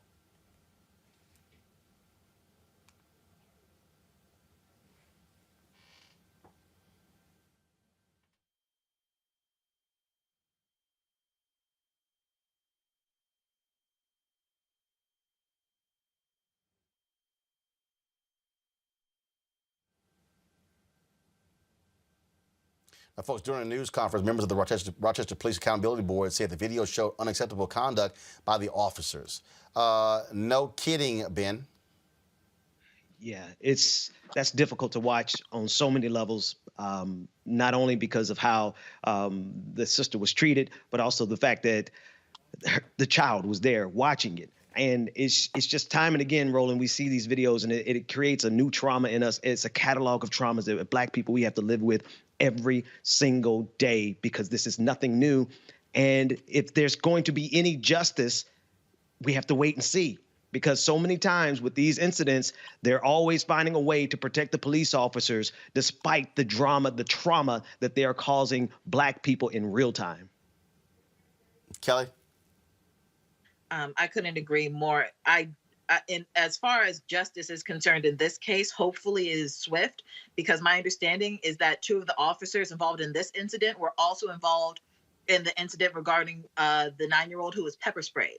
And the same police department is under investigation regarding harassment of a 10-year-old from last year. So there's a litany of issues with this police department. And like I've said on your show before,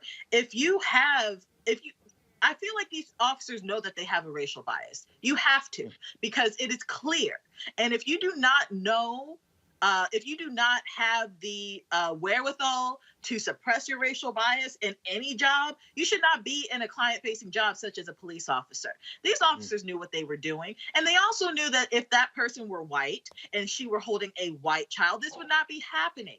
And it is disgusting to me that still in 2021, during George Floyd's murderer's case is happening right now. All of these things that should be persuading people to do the right thing.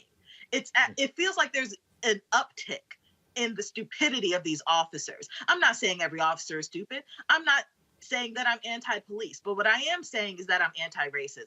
I'm anti-stupidity. And what these officers did was stupid, and it was completely against any protocol that any police department has when it comes to apprehending people. They're wrong. They should be in prison, and that's just the final say I have on that. Mustafa?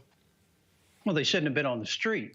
I mean, they just recently had the other case that Kelly talked about. And besides that, the police officer searched her, didn't find a thing. Didn't find a thing, and still continued on with this set of behavior. So that in itself is wrong. A child is there. A child could have very easily, a gun could have went off because you slamming people on the ground, you falling on the ground, all kinds of situations could play out. Is it really necessary for you to engage in this type of behavior?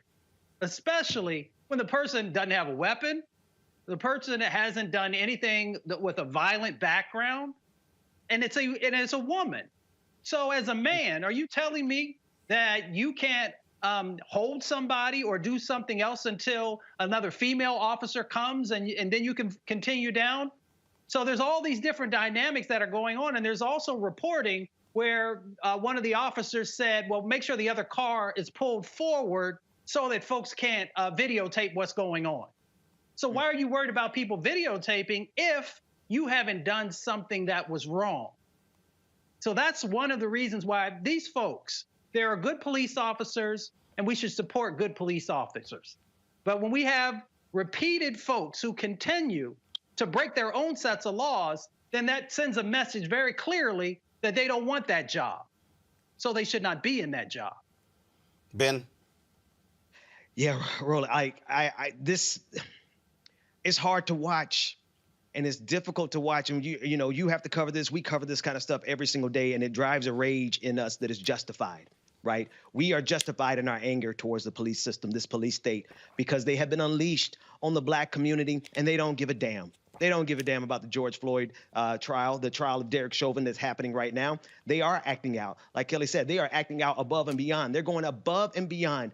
And to do this to a woman with a child, to do this to any human being, this is part and parcel of why we have to confront the police state in this country. A lot of folks don't like to say defund the police, but the people on the street are saying abolish the police, because this is what happens every single day in this country, and they expect us to just keep taking it on the chin. And I don't know how much longer people can.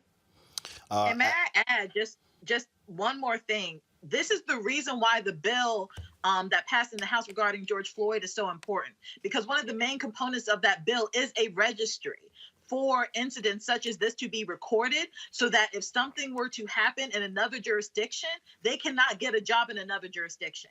So these officers, should this bill go in, like let's just say this bill was in place right now, these officers would be registered in, would be logged into that registry, and they would not be able to get another job. And that's the kind of legislation and policy that we need to perpetuate into this country, because stuff like this can't be happening. So you can be defund the police or not, but registries such as that, policies such as what's in that bill, those need to be implemented ASAP, so stuff like this can never happen again. All right, folks, y'all know what time it is.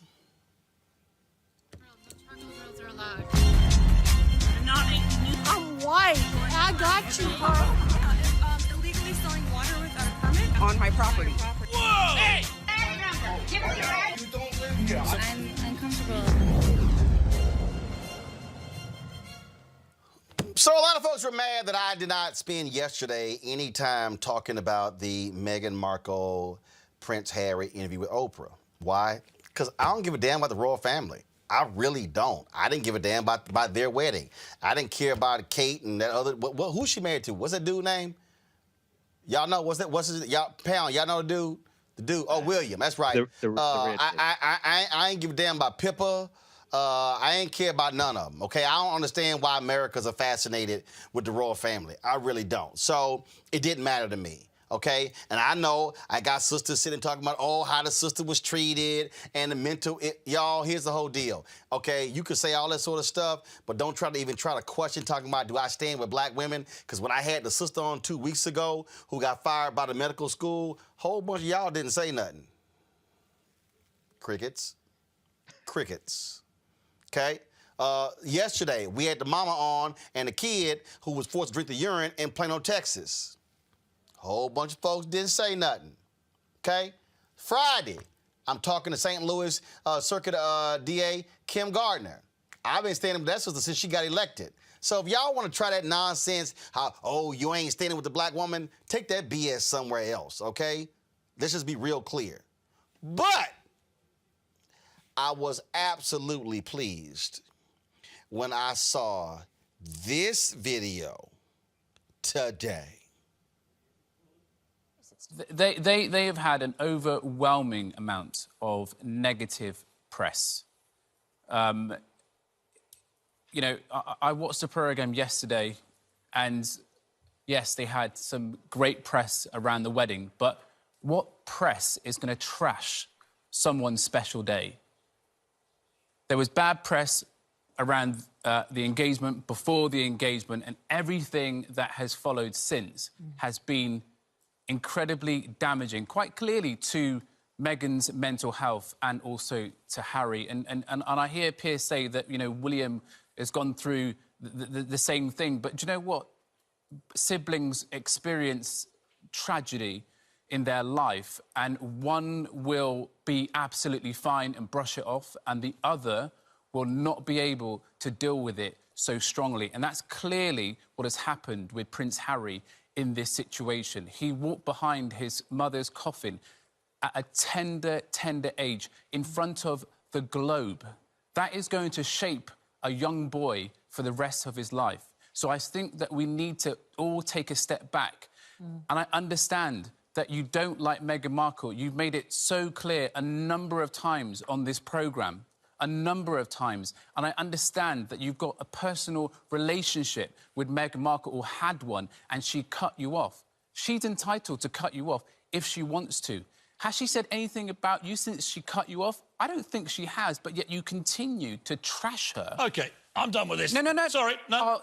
Sorry. Do you know what? That's pathetic. You can trash me, maybe, not my own. No. See you later. I'm being... Sorry, can't do this. This is absolutely diabolical behaviour. I'm sorry, but Piers spouts off on a regular basis, and we all have to sit there and listen. 6:30 to 7 o'clock yesterday was incredibly hard to watch. Incredibly hard to watch. Oh! If y'all want to see a punk ass, that was Piers Morgan. That truly qualified panel for Crazy Ass White People segment. And I love seeing, I couldn't stand Piers' ass when we were at CNN, okay?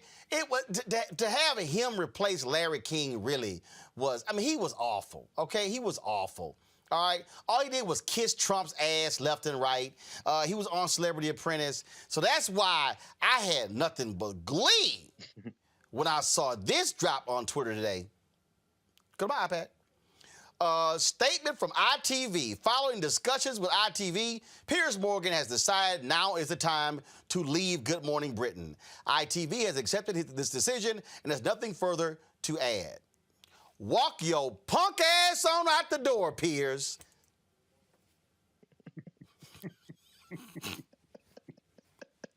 Oh, well. I was cool. I was like, walk your ass out.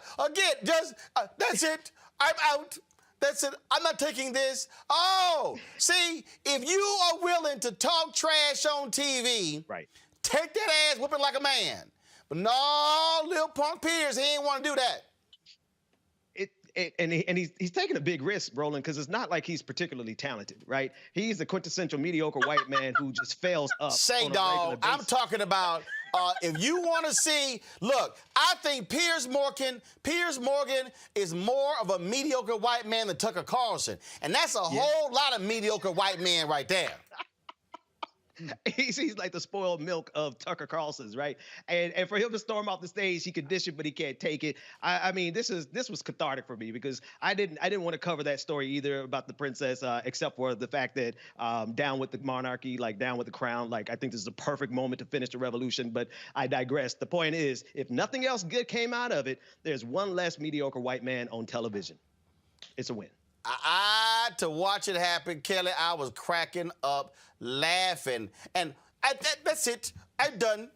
I'm done. And just gonna walk your punk ass. Well, see, again, you can't talk shit on TV and then get mad when somebody tries to come back. See, that's why I tell people, that's why I ain't scared of none of these folk. That's why Candace Owens, Brandon Tatum, Charlie Kirk, I don't give a damn. You can line their asses up, and I debate them all back to back. I remember when I was at CNN, they had I forgot who. I think it was Wolf. They were gonna have me, Bill Bennett, James Carville, and Bill Bennett. No, I'm not doing that. This is unfair. It's three against one. I was like, 3 against 1? What are you talking about? It's 3 against 1. No, I'm not gonna do it. So they dropped me. I got dropped, so it was Bill and Carville. I was like, dude, Bill Bennett, you a punk ass. I said, man, let me tell you something. It can be 5 of y'all, and I'm good. 5 of y'all against 1 of me is unfair for y'all.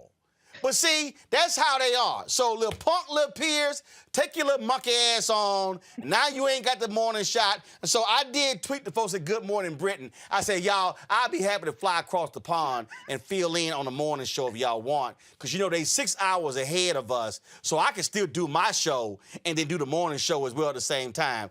I loved it. I loved it. I think it was really interesting to me. Like you, I laughed when I saw it, but I did a little digging, and my thing is he walked off because his coworker struck a nerve when he was talking about how Meghan was no longer talking to him. It's because they went on a date 6 years ago, and it just so happens that the car that Piers Morgan got for her to go home, she used it to go to a party that is the night, apparently, she met Prince Harry. So he is upset that he essentially ghosted her because after that night, he never heard from her again.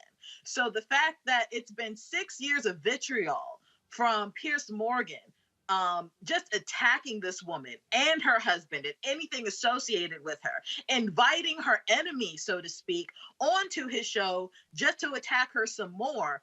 And then for his own coworker to call him out on all of that within 90 seconds, it was the epitome of poetic justice. Hey. Now, to your point about the royal family and you not wanting to cover it, that is entirely your prerogative. But I also understand why people were concerned, not just from an American perspective. I can't speak for every American, but the United Kingdom still has a great amount of control over the Commonwealth. They are the head of the Commonwealth. Okay, the Queen is still a head of state. Right, but right, she's a head of state. The Commonwealth is Black and people of color countries.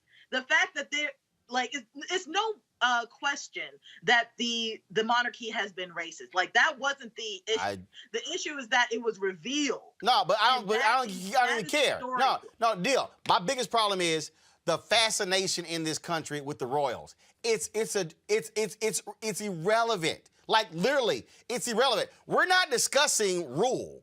We're not discussing policy. No, we're talking about, okay, Meghan and Harry and what they went through. I'm telling you, I didn't care when they got married. I still don't care. That's cute, that's great, that's wonderful. I was kind of like, okay, whatever. I just didn't. So it's kind of like, whatever. But if this led to Piers Morgan walking his punk ass off the set, oh, yay.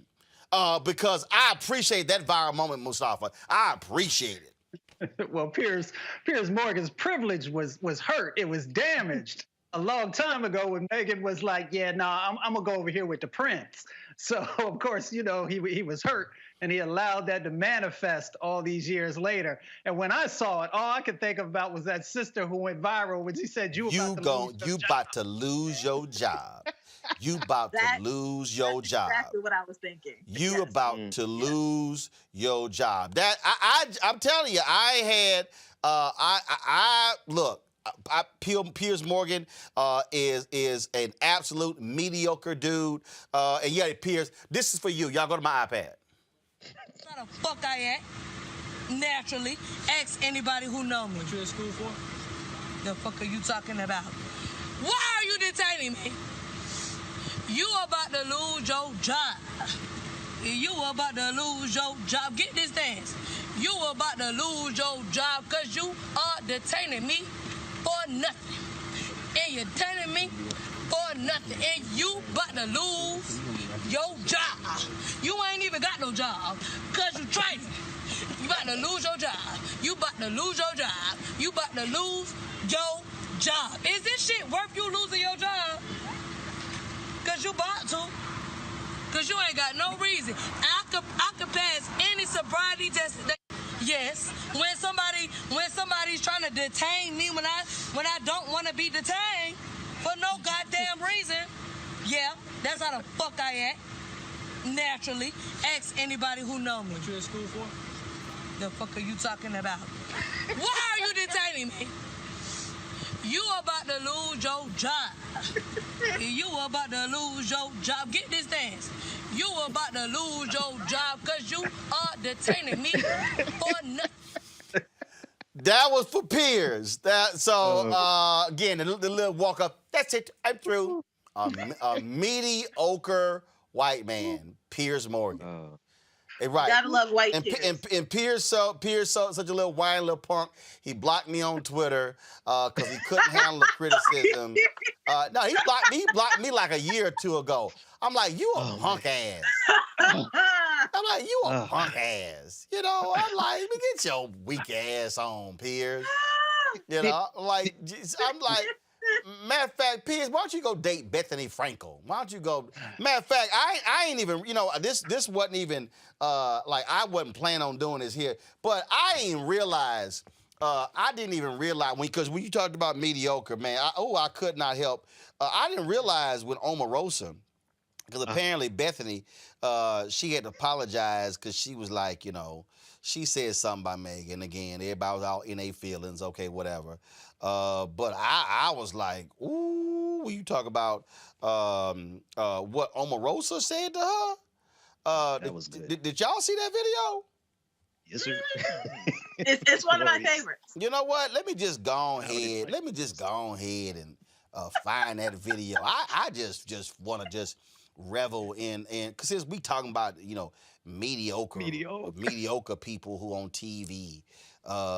This making them big checks that ain't got nan talent. Right. I mean, making big checks. Let me just go ahead. Y'all go to my iPad, Let's please. Be nice. Y'all go to my iPad, please. Go to my iPad. Thank you very much. Let's roll it. It's different for you and I. I'm an African-American woman. You get to walk around and be mediocre and you still get rewarded with things. We have to be... We have to be exceptional to get any. It's different for you and I. I'm an African-American woman. You get to walk around and be mediocre, and you still get rewarded with things. We have to be exceptional to get anything. It's different for you and I. I'm an African-American woman. You get to walk around and be mediocre, and you still get rewarded with things. They're going to make it make the stank face. You know what? I got to see that again. Y'all, loop that thing again. It's different for you and I. I'm an African-American woman. You get to walk around and be mediocre, and you still get rewarded with things. We have to be exceptional to get anything. It's different for you and I. I'm an African-American woman. You get to walk around and be mediocre, and you still get rewarded with things. We have to be exceptional to get anything. Okay, I'm good. I'm good. Her face Where's the was lie? stuck. She couldn't say anything. She couldn't say nothing. Because she was right. She was like, because she was right. Oh, damn, you right. Because she was right. And her show ended not long after that interview. I think She's like, ooh, you right. You right. Mama Rosa came in there and ended that woman's entire existence. She was like, ooh, you right. You right. I am mediocre. Ooh, you right. You right. Okay, y'all. Yeah. No more Good Morning Britain. Sorry, Piers. I feel for you. No, I don't. Do you? No, I don't. Do you really? No, I don't. Martin, Roland sitting up here lying to that man. We don't feel sorry for him. No, I don't. Joseph. No, I don't, because I think you are absolutely a weak-ass man. You're weak. You're absolutely he proved weak. that, though. You're absolutely weak. And the walk-off, because here's the deal. I ain't never walked off a set. Because, see, when you black, you can't just walk off a set. Right. That's called, you just call self-firing. Yeah. We can't do that. Well, but again, that's what happens when you're mediocre. So Good Morning Britain. Call a brother. I'll be happy to walk over my African attire and guest host for a week or two across the pond. Gotta go to a break. We come back. We're going to talk to the owner of a black bread company. That's right. A black bread company. The question is, do they bake black bread? That's next to Roland Martin Unfiltered. People in public service work hard every day in our communities, and we deserve respect for the work we do. That means a secure retirement with benefits you've earned through years of service and hard work. What's the best way to ensure that when you retire, you'll be ready to enjoy the years ahead? Join a union today. Union members negotiate our contracts, which is why we're more likely to have substantial retirement benefits. A secure retirement. That's the union difference. Your work keeps the community safe, but what keeps you safe at work? People in public service face unique dangers, and we need the right training, resources, and staffing to stay safe. But how do we make sure we have what we need to stay safe on the job? We join a union. Union members negotiate for the resources we need to keep us safe at work and protections if we're injured on the job. Union members are better trained and better protected. Job safety. That's the union difference. What's up, y'all? I'm Will Packard. Hello, I'm Bishop TDJ. What up, Lana Well, and you are watching Roland Martin Unfiltered.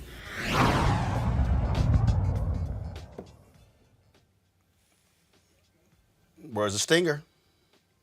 Our black business stinger. Yes, we do. Yes, we have. It's called The Marketplace. Okay, y'all need to find it. Today for our Black Business segment, folks, we have 3 men who have actually launched a bread company. They developed the first black-owned gourmet sliced bread company. The creators, Charles Alexander, Mark Edmond, and Jamal Lewis, were best friends in high school. They join me now. Folks, how y'all doing? We're doing good. Great. How you doing? So who came with the idea to say, let's do a bread company? I did. My name is Mark Edmond. I'm the director of sales for the Black Bread Company, and I actually had the idea. All right. So, where did it come from? Why did you just say, yo, I got an idea. Let's do bread. No problem. First and foremost, thank you for having us on your show. A huge fan, so thank you. So my wife, she actually gave me a grocery list to go shopping. This is during the time of the George Floyd incident. You know, to be honest with you, I was upset. I was, I was pretty angry. And first thing I wanted to do was I was more conscious on spending my money at this point. So I wanted to make sure that my money was going to African-American companies as much as possible. So the very first thing I did in the parking lot, I made up in my mind, I'm not buying anything on my list that's not Black owned. First thing that was on the list was bread. I walked to the bread aisle. I was in this bread aisle for about 35, 45 minutes, literally Googling every single bread brand that was on the shelf. Out of frustration, I left because I didn't find any bread that was African-American owned, not even an executive, right? So in the parking lot, I immediately called my two best friends, Charles and Jamel, and I let them know, like, yo, there's no bread company. And immediately, Charles started Googling, and he was like, man, maybe it's just that store that you're in, and we could not find it. And from there, the Black Bread Company was born. Charles, did you say, good idea? Yeah. Yes, sir. Oh, absolutely. When he, like Mark said, when he called me at first, I was like, "Are you sure? Is it?" Because there's so many bread brands in the grocery store aisles in general. So I'm like, maybe it's this store. So even on the phone, I just started Googling, couldn't find any. Then we called Jamel, other best friend, and he started doing the same thing. And we made up in our minds very quickly that we have to create it. And Jamal, so when Mark and Charles mentioned this to you, did you say, first of all, do any of y'all bake? Look, by the time it got to me, I considered it a done deal. I always say, with us three being brothers, if they rocking, I'm rolling. So by the time I got on the line with the guys, it was a done deal in my book. I felt we had to do it. That's what was expressed to me because there wasn't a brand like this. We had to do it. So even when you mention our backgrounds in baking, that's not necessarily the lane that we kind of started with that kind of brought us here. It was more so seeing a need, seeing a void for our people being represented in a particular industry, in a particular lane, which is why we went there. And since then, it's been about a year since, but that's when we began to learn the actual industry, the baking industry, and how to get things going. So where are y'all based and how many stores y'all product is in? We're in Chicago, Illinois. Say it again. So we're in Chicago, Illinois. In Chicago. Charles, go ahead. Yeah, we just got two co-op grocery stores in Chicago. One is called Dill Pickle Food Co-op. The other one is called Sugar Beets Food Co-op. But Roland, honestly, when we just launched February 1st to commemorate Black History Month, that was important to us. And so we didn't know how big things would get so fast. So we instantly turned to a national company, right? We was like, we'll start local, Chicago, maybe Midwest. But as soon as we launched, people from all over, East Coast, West Coast, Florida, Cali, wanted Black Bread Company. And so we just instantly turned to a nationwide company. All right, questions from my panel. Let me go to first. I'll start with Kelly. What's your question for the Black Bread Company? I'm just curious as to what sets your bread apart aside from it being Black owned. I'm looking at the website. I see you have two different, I guess it would be called flavors, if you will. What sets you guys apart? It looks great. Just tell me more about the product itself. Great question. The best answer I can give for what sets us apart is, of course, our bread is fresh. Of course, it's soft. Of course, it's premium quality.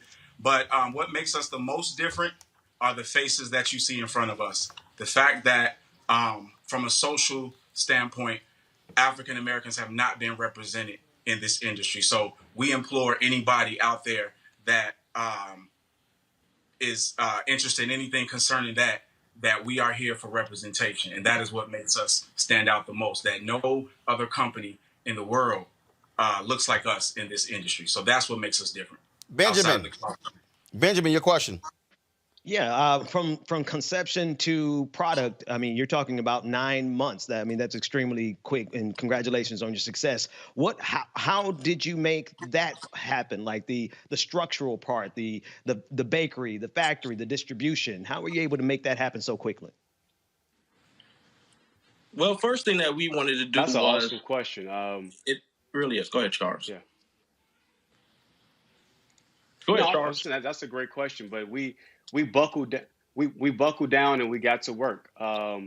We started meeting weekly, like not even just business meetings on Zoom, right? Still during the pandemic, right? Because we started talking about this in like March, April, right? And so we buckled down, got to business, start doing all the research we could do, find resources when it comes to our packaging, the quality of our bread, the legal aspect of it. We did everything in silence, right? We didn't want anyone to know what we're doing because we want to make sure that everything was in place before the public knew about the Black Bread Company. So we buckled down and we focused, and it actually got to the point we had to remind ourselves, like, y'all know we best friends first, right? It's like, let's check in. We literally godfathers of each other kids. Like, we had to check in on each other personally, because we were just all business, just trying to get it done, because we know that it's such a huge deal to be first, and we had to make sure it was right. Mustafa, question. Yeah, so there are a number of established companies that are out there. How will you all, or let me just rephrase it. Where do you see yourself in the next 36 months? Mark? Well, you know what? We see ourselves in every household. We want to be a national brand. We want to be known. We want to compete.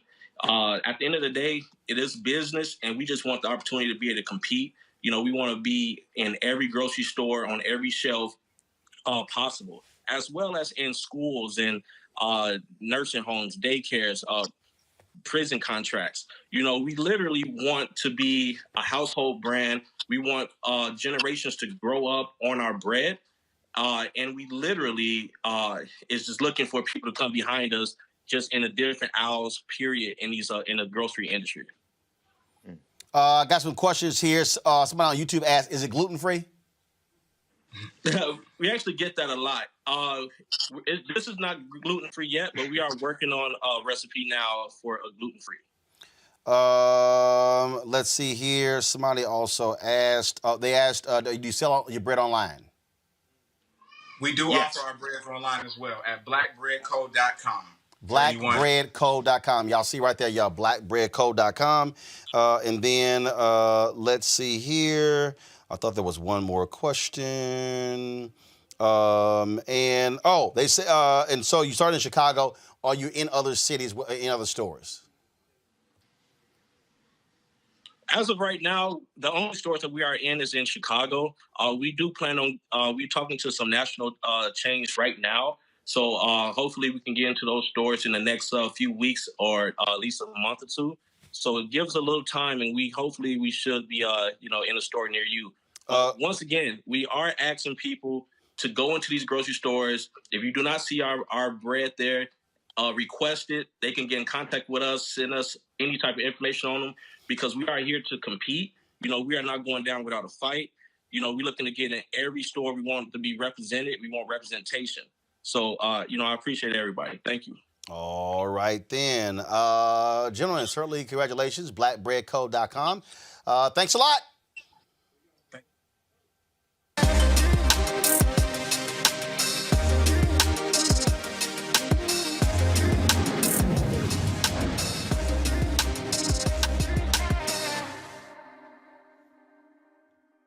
All right, and again, we appreciate them being on the marketplace.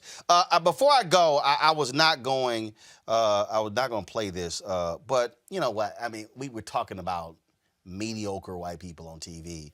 I blame you, Ben, for that. Did y'all see this today? Is the panel still there? I'm here. Did y'all see this today? I just can't help myself. Roll it. Experiment is the way to go, and if we have two American women, Meghan Markle and Oprah Winfrey, who are single-handedly finishing what George Washington and our revolutionary counterparts did, I'm all for it.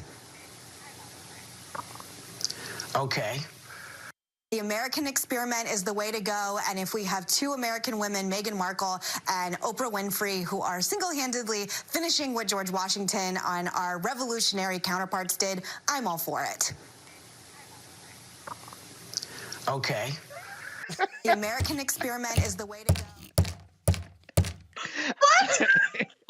What? Okay, go back. What George Washington and our revolutionary counterparts did, I'm all for it. Okay. The American experiment is the way to go, and if we have two American women, Meghan Markle and Oprah Winfrey, who are single-handedly finishing what George Washington and our revolutionary counterparts did, I'm all for it. Okay. She's the GOAT. Yeah, Whoopi, you know, that's what happens when you a Scorpio and your birthday is November 13th. Saying this, my brother, I'm November 14th. Mustafa, go ahead. it's real simple. Whoopi was like, WTF? I mean, what you want? So. Okay.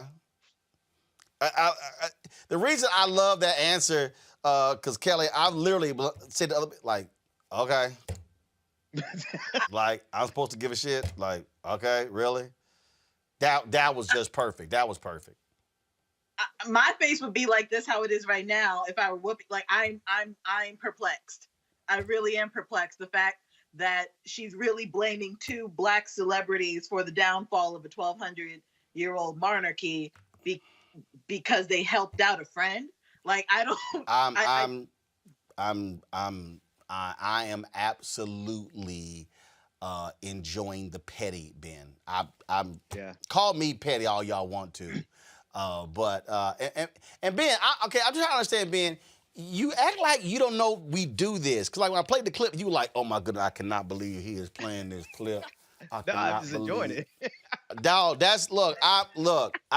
mean, hold up, go back. Okay. The American Go ahead, experiment Ben. is the All way right, to go ahead. I'm sorry. Here's the pettiest part about it, right?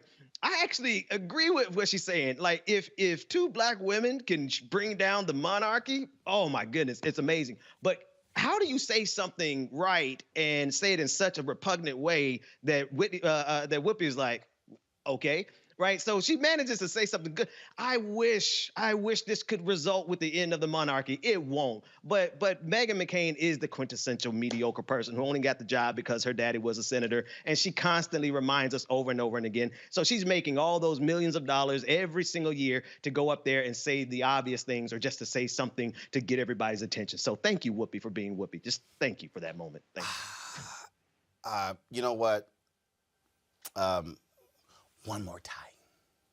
And if we have two American women, Meghan Markle and Oprah Winfrey, who are single-handedly finishing what George Washington and our revolutionary counterparts did, I'm all for it. Okay. All right, that's it for us.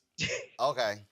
If y'all want to support what we do at Roland Martin Unfiltered, please join our Bring the Fuck fan club. Go to Cash App, $RM Unfiltered, PayPal.me/R Martin Unfiltered, Venmo.com/RM Unfiltered, Zelle at Roland@RolandSMartin.com. Every dollar you give goes to support this show. If you give on YouTube, I appreciate that, but we only get 55 cents of every dollar you give. So if you give to us direct, we get all 100% of that. Mustafa, Kelly, Ben, I certainly appreciate it. Thank you so very much. It has been a fabulous day. I'll see y'all tomorrow. Take us home, Whoopi. Holla! Take us home, Whoopi. Finishing what George Washington and our revolutionary counterparts did, I'm all for it. Okay.